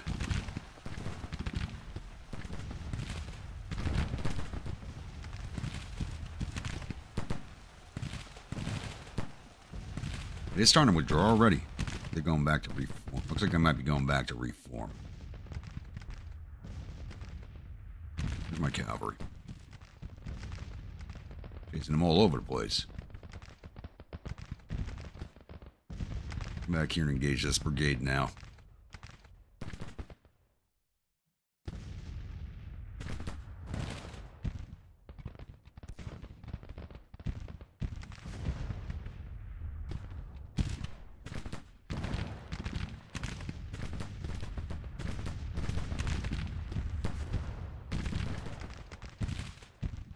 Yeah, these boys don't want this fight. Skirmishers in.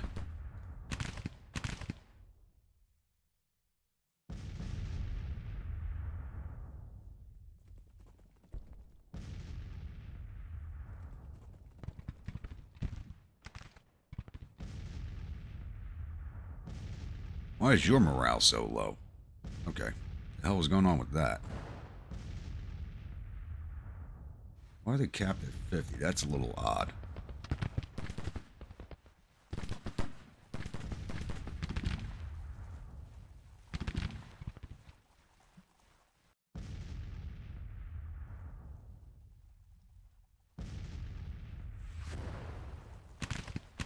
Let's go get these boys.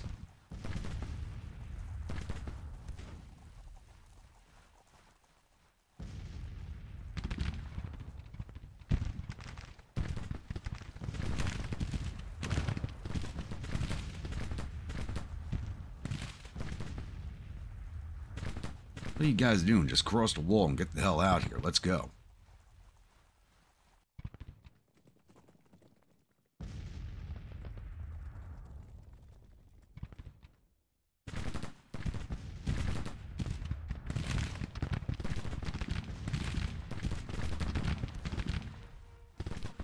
Beale's brigade's coming on its own.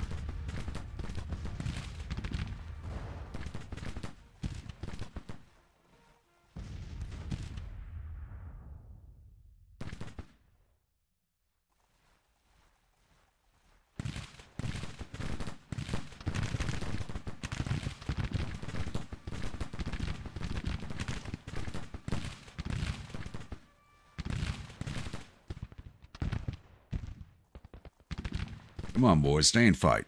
Stop moving away.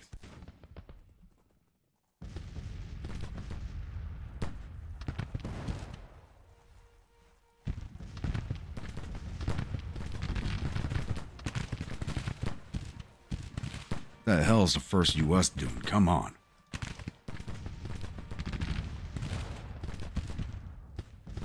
guys must have Mississippi's. Got us outranged by a bit here.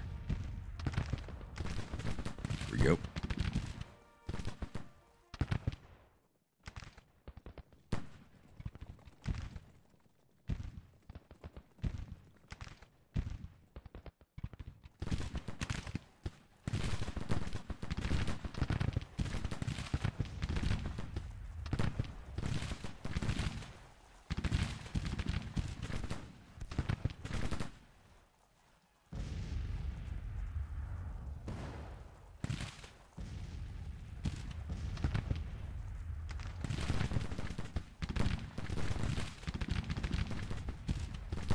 Yep, that battery just broke. That was easy.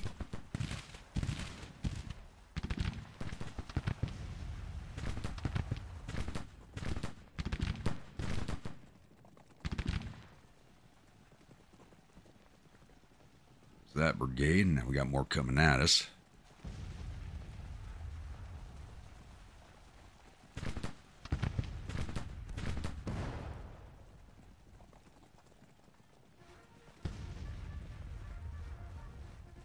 I might have a slight memory issue with the way these units are moving around.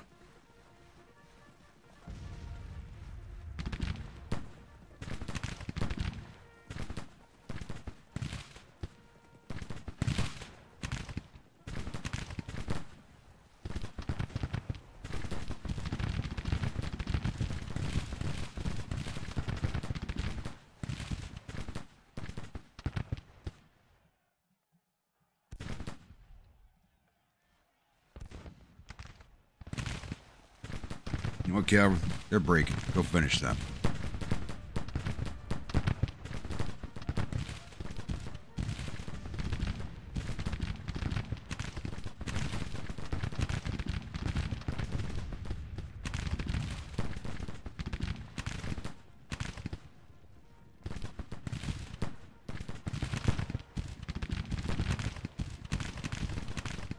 I'll close in on them.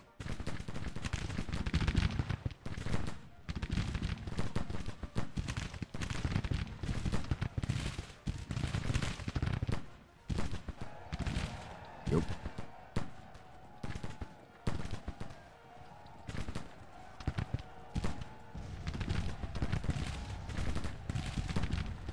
We're just about to destroy this force here.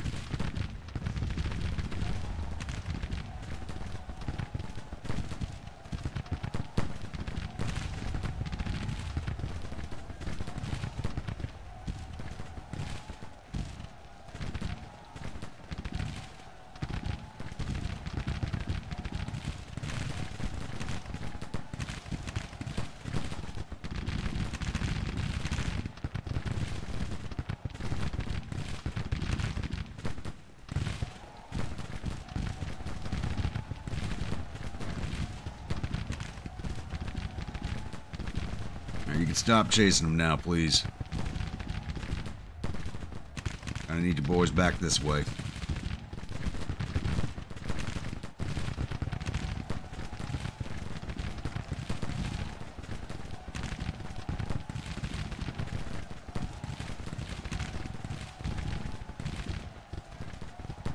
Yeah, too bad we didn't force them to surrender. Come on, what the hell's going on here?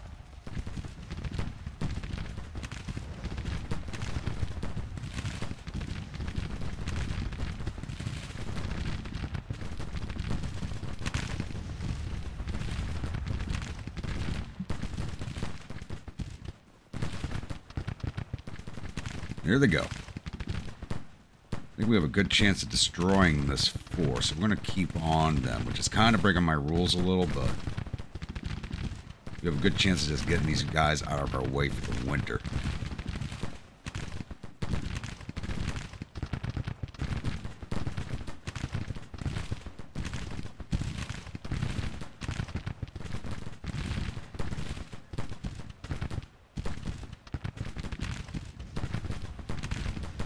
Would you stop? Go get them.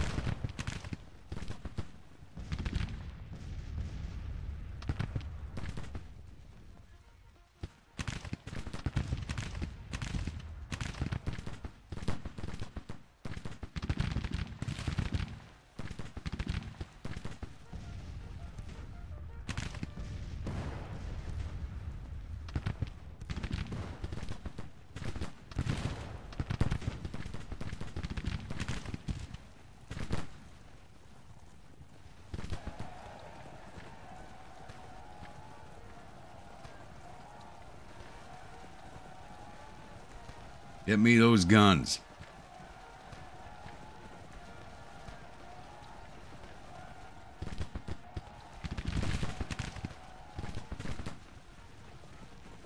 There we go. With more destruction. Alright, we can speed this along now. I honestly thought this battle was going to be more of an issue than it was.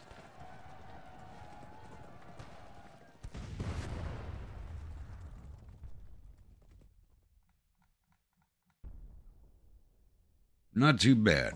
Nice sharp little fight right there. Alright, we took down 5,000 of their 13,000 infantry. Got all 15 of their guns. Total loss of 5,000 of their 13,000 men. We lost 525 of our 10,643 infantry, 173 of our 2,200 cavalry, one of our 26 guns to counter battery fire. Total loss of 714 of our 13,271 men.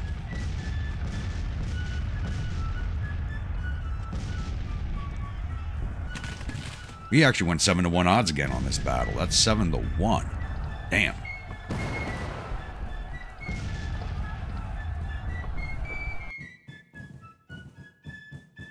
Save this real fast and go over to paperwork.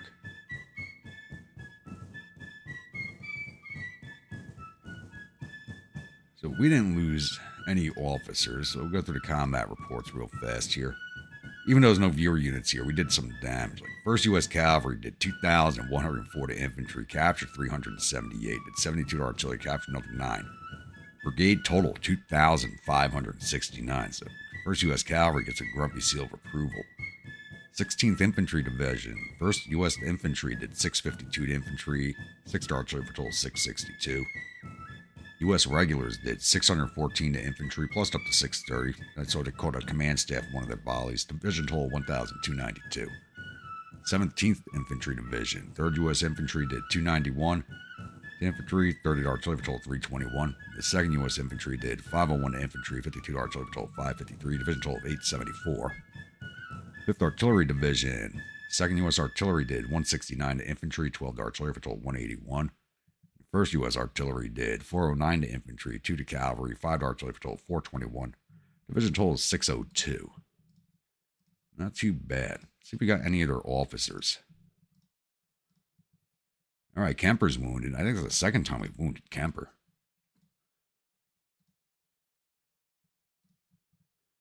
Morgan's wounded. Beale's wounded. Not too bad. Alright, 4 officers wounded. Not too bad. We didn't take any of them out, but they're going to be out of action for a while, depending on the wounds. Hey, close out of here, and I'll see you all at the newspaper screen.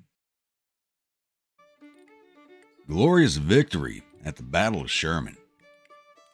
The army is southwest retreating in panic. The enemy has reportedly suffered total casualties of 5,214 men. There have 842 killed, 1,713 captured. Our casualties total 714 men with 87 killed, 95 missing, and the rest wounded. We've captured 3,400 rifles and 9 guns from the field, and we paroled 1,742 soldiers. And General Mansfield became a national hero out of that battle. I mean, 7-1 odds, yeah. And we defamed a lieutenant. Once again, the lowest ranking officer in the rebel army takes the blame for the loss, so that should be on Kirby Smith. All right, we're going to keep this episode rolling along a little bit here. You know, we're going to get more fights in than usual, but we're now on the point of clearing Texas out. 7th, keep pushing on the town of Sherman. And 5th Corps, we're going to have you push up into what remains of the Army of Texas. See if they stay and fight or flee. Either way, I want them out of this area of operations so I can move 7th Corps over here to Texarkana.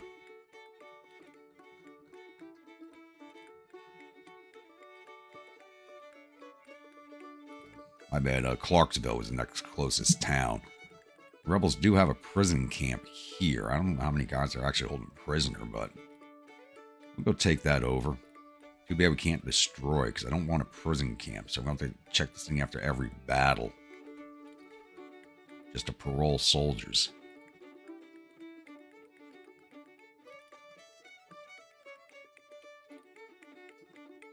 Actually, yeah, 7th, we're going to have you start marching down this way towards Dallas. Since we're not going to be crossing into Indian territory here, we're going to be doing it from Clarksville. Taking down Fort Towson first, where Dokesville Indian tribe is.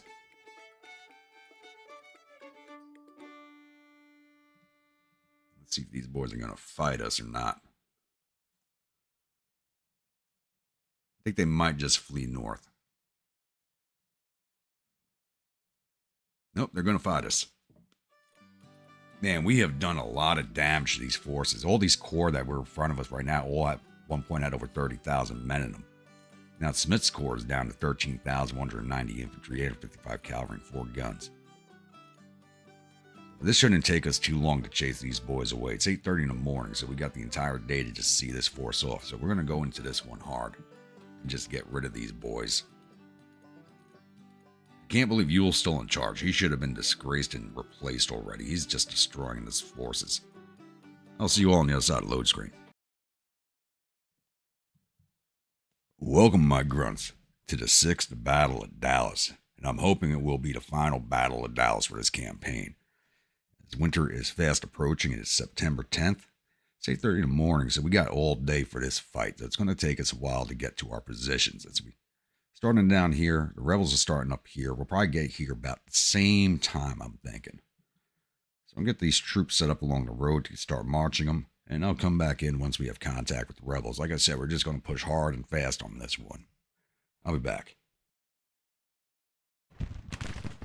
All right, it's 0900, and we did lose the race to the objective point, and my cavalry's here well ahead of our infantry, but even though I only got 2 brigades of cavalry here, they do not appear to be wanting to fight us as they're trying to draw their forces back. So infantry's on its way up. It's just going to be a little while before it arrives. So 2nd Division's on its way, followed by 3rd Division, and then 1st Division. Gotta wait for these guys to unmess themselves over here before I start marching 1st Division.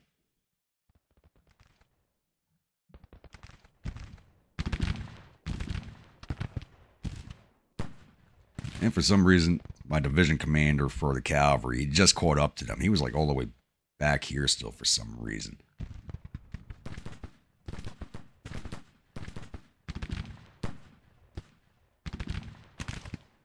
Looks like we're getting some cover from the railroad cut, which is good for us. And they're not even firing back. This brigade is, or detachment is.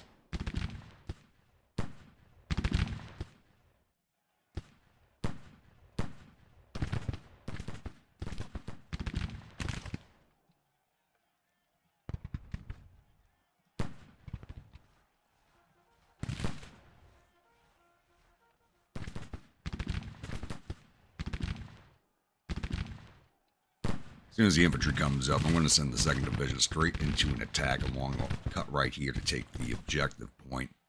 Hopefully the cavalry can keep these guys pinned in while the infantry does their work, but like I said, it's going to be a little while.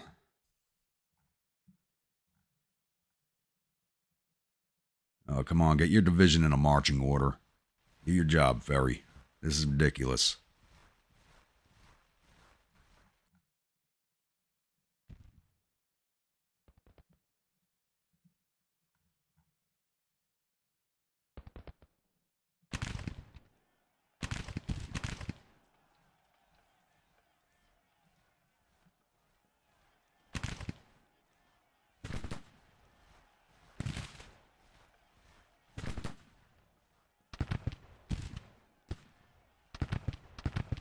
I'm doing any damage to these detachments? Probably not.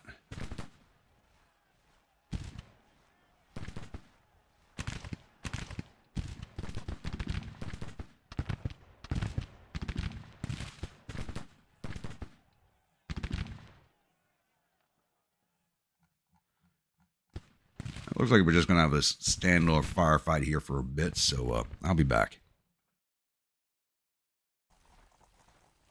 Alright, it's now 12:30 of day 1. My infantry has finally brought itself up, and I've moved into position, starting to encircle the rebel force here. It was long skirmishing throughout the day with my cavalry. Bloody Sabres have taken 200 casualties so far. Bethlehem Steel about 46. I just keep coming after the Bloody Sabres for some reason, but they're holding on strong. Went for 1st Division to get in a position over here to swing out on this flank. But I am pushing 2nd Division forward into an attack right now along the railroad. Lock these brigades in place, and I'm going to start marching in 2nd Division on the rear. We can actually start doing that right now.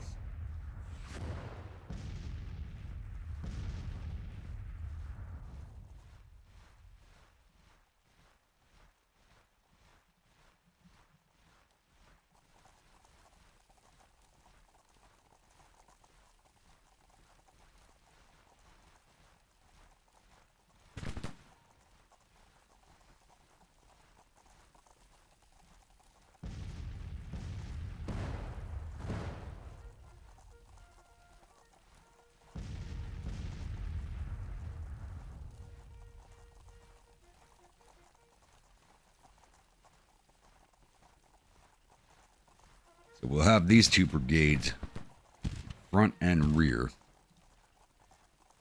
Where the hell are you going?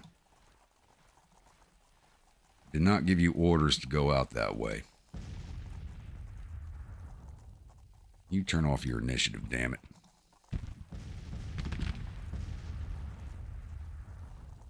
Ball.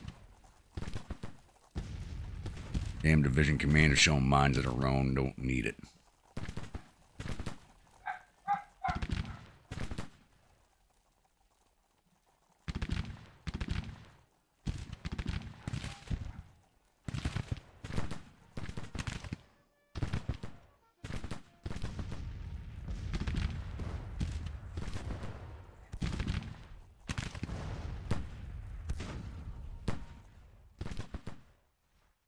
Get these damn halt orders yet? Come on.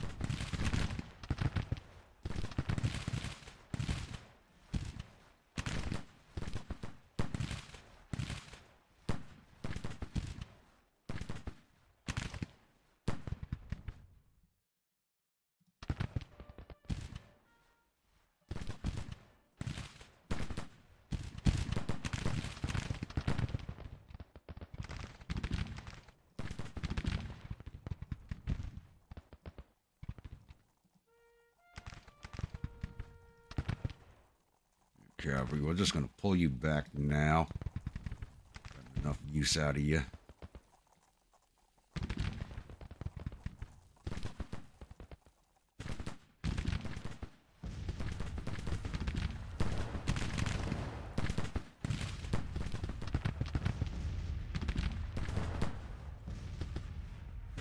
Stafford should be breaking here pretty quickly. There he goes. That was fast.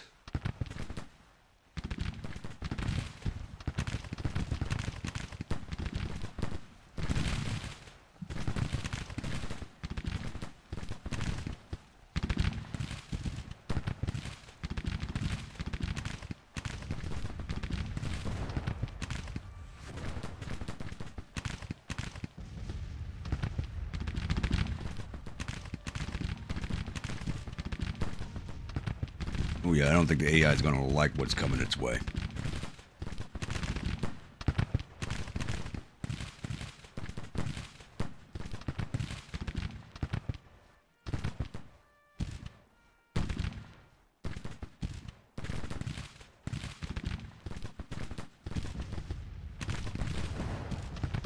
Who's this on the flank?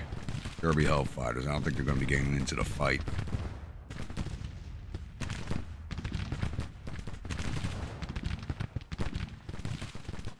And we did lose a division commander wounded. Cavalry division commander Sturgis has been wounded. I already know I'm going to replace him with, I was looking at commanders before this battle. And Sheridan's going to be taking command of the division.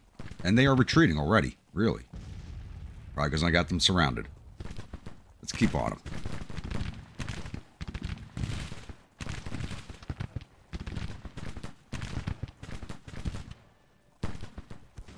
Alright, Bloody First, keep pushing forward.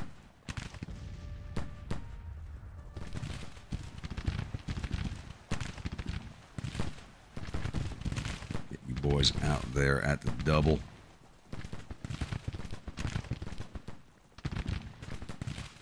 Deal some damage.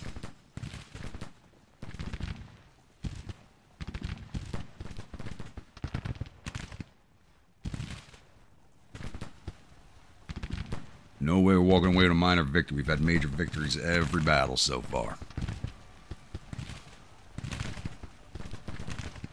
Lock these boys down.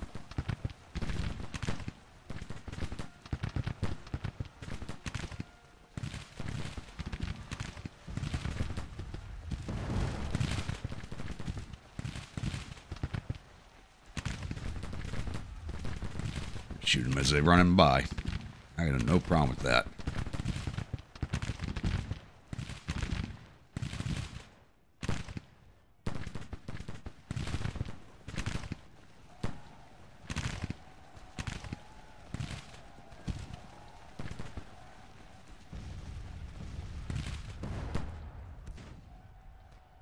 Almost had the full surround going on. Oh well. Yule was smart this time, decided to pull out before he lost his force. Well, it did take down a good chunk of it. Not as much as I would like. Nowhere near what I would like to take him down.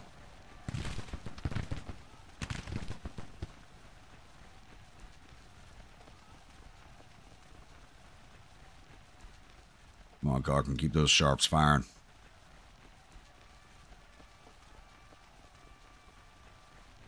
Now we're not going to catch up. Let them go. You can just stop.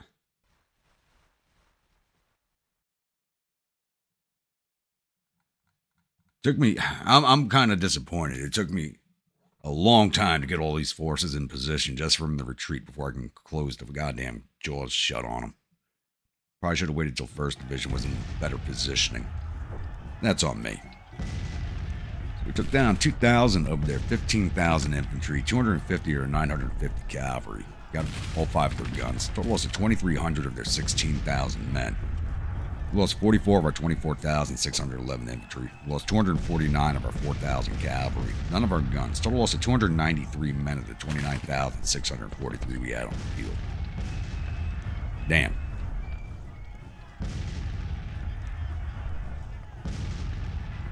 That's almost 11 to 1 odds. I will damn take that. I would have liked to have taken down more of them, but I will take what we just did.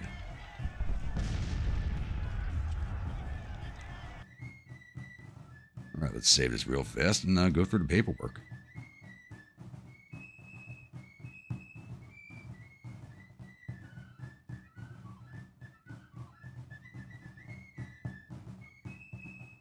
Alright, engineers didn't fight. 1st Cavalry Division, Bethlehem Steel did 286 to infantry. Bloody Sabres did 275 to infantry. Division total of 561. 3rd Infantry Division, 50th Iowa River Boys did 190 to infantry, 3 to cavalry, 21 to artillery for total 214. Derby Hellfighters did 1. They were kind of out on that flank and never really got into the fight. Viking Brigade did 136 to infantry, plus up to 138, gets close to command staff. Division total 353. 2nd Division, Janzika Legion did 1 to infantry. My Grunts did 131. The Highlanders did 104. Liberty Bells did 11 infantry, 9 to cavalry, 2 to artillery for total 22. Division total 258. Give me 2nd Division. There we go. Ohio Blue Jackets did 189 to infantry, plus up to 197. 1st U.S. Regulars did 220 to infantry, took 22 prisoners, 75 to cavalry, captured another 38, 9 to artillery for total 373. Bloody First did 212 to infantry, 83 to cavalry, total 307. Division total of 877. Looks like the 1st U.S. Regulars get the Grumpy Seal of Approval for this battle. And the Artillery Division, they were barely up into the fight, so All right, let's take a look at their officers. We lost Sturgis wounded. See if we got any of theirs. Wounded Colonel Doles.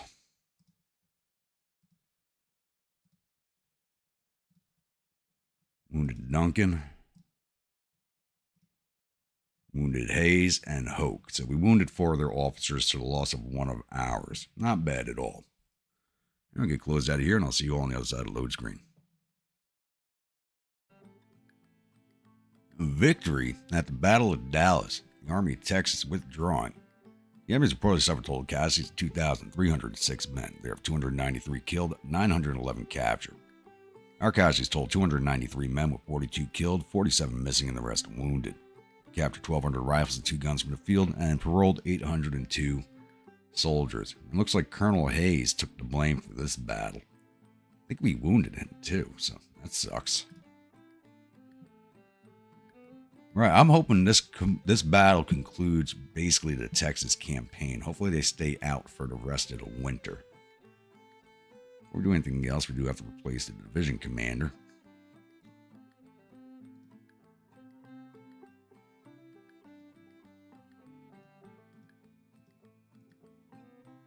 As I said, it is going to be either Sheridan or Reynolds. Hold on. I mean, look at these stats. Look at those stats. Reynolds is the same, except Sheridan's got more fame. Got 15 command stars altogether. 5 leadership, 4 initiative, 3 administration, 3 cunning. Yeah, you're going to be getting that. You're getting the division. Wisconsin.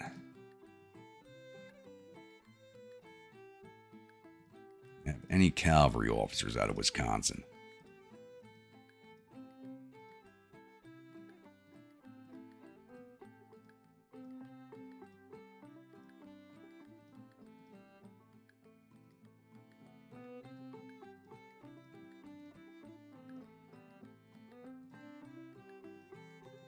No cavalry officers. And these guys are not set by seniority. Let's go by seniority here. There we go. All right, looks like Horace Sanders, sadly as a political officer, is next up for command by seniority. There you go. Try not to mess up. Bloody Sabres is a good unit. Sturgis, we're going to replace you with Sheridan. And I did have a brigadier in the wings, but I want Sheridan to have that division. You can't ignore those stats. If I lose another division commander, I got to remember I have a brigadier in the wings to take it.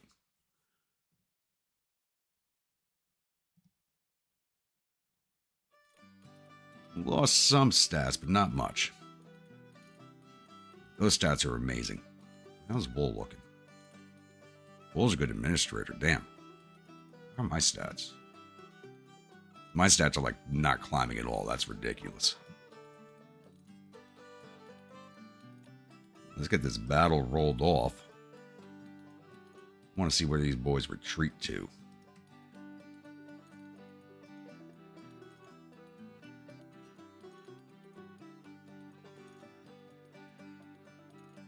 Where you going, Army Southwest? Get the hell out of the way.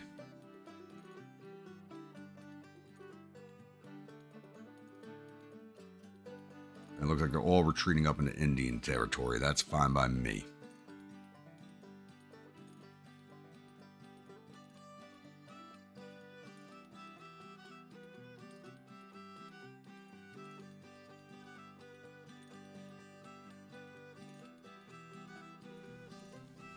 Of course, the thing is, I didn't want 5th to winter in Dallas. I wanted them to winter in Marshall, but I think I have to leave them in Dallas for the winter.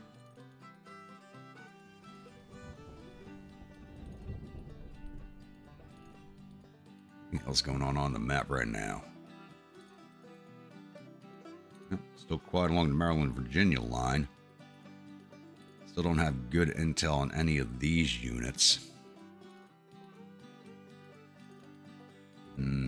Want to know what the hell they're doing with all these corps down here. They're just sitting there doing nothing right now. Still haven't moved on to St. Louis. Stevenson's corps should have taken it by now.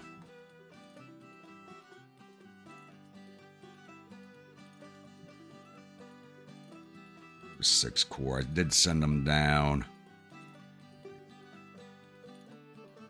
Now at Indianola. Down.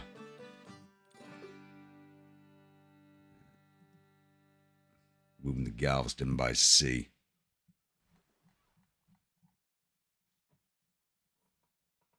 I meant to send them. Change those orders. Go to Sabine Pass. Where's my fleet? Ah, nice. Captured Fort Barrancas. Very good. Got another perk. I think I want to give you guys mortar boats.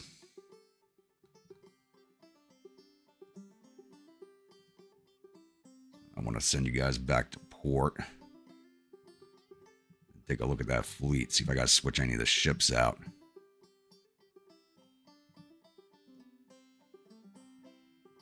You go back to Sabine Pass, right? Yep. All right.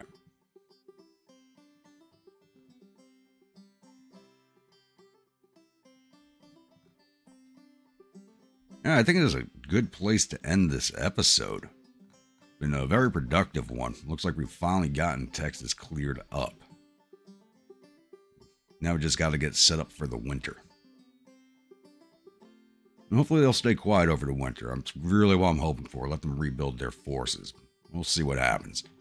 Once again, if you're a new viewer, return viewer, you're not yet subscribed, please think about hitting that subscribe button. If you do, remember that bell icon for the next video comes out. If you like a brigade in one of my armies, please let me know in the comments below. Type of unit, state it's from, weapons, uniforms, officers, and I'll oblige on all counts if possible. And as always, comments, please do keep them coming. And I will see you all at the next episode. Stay grumpy.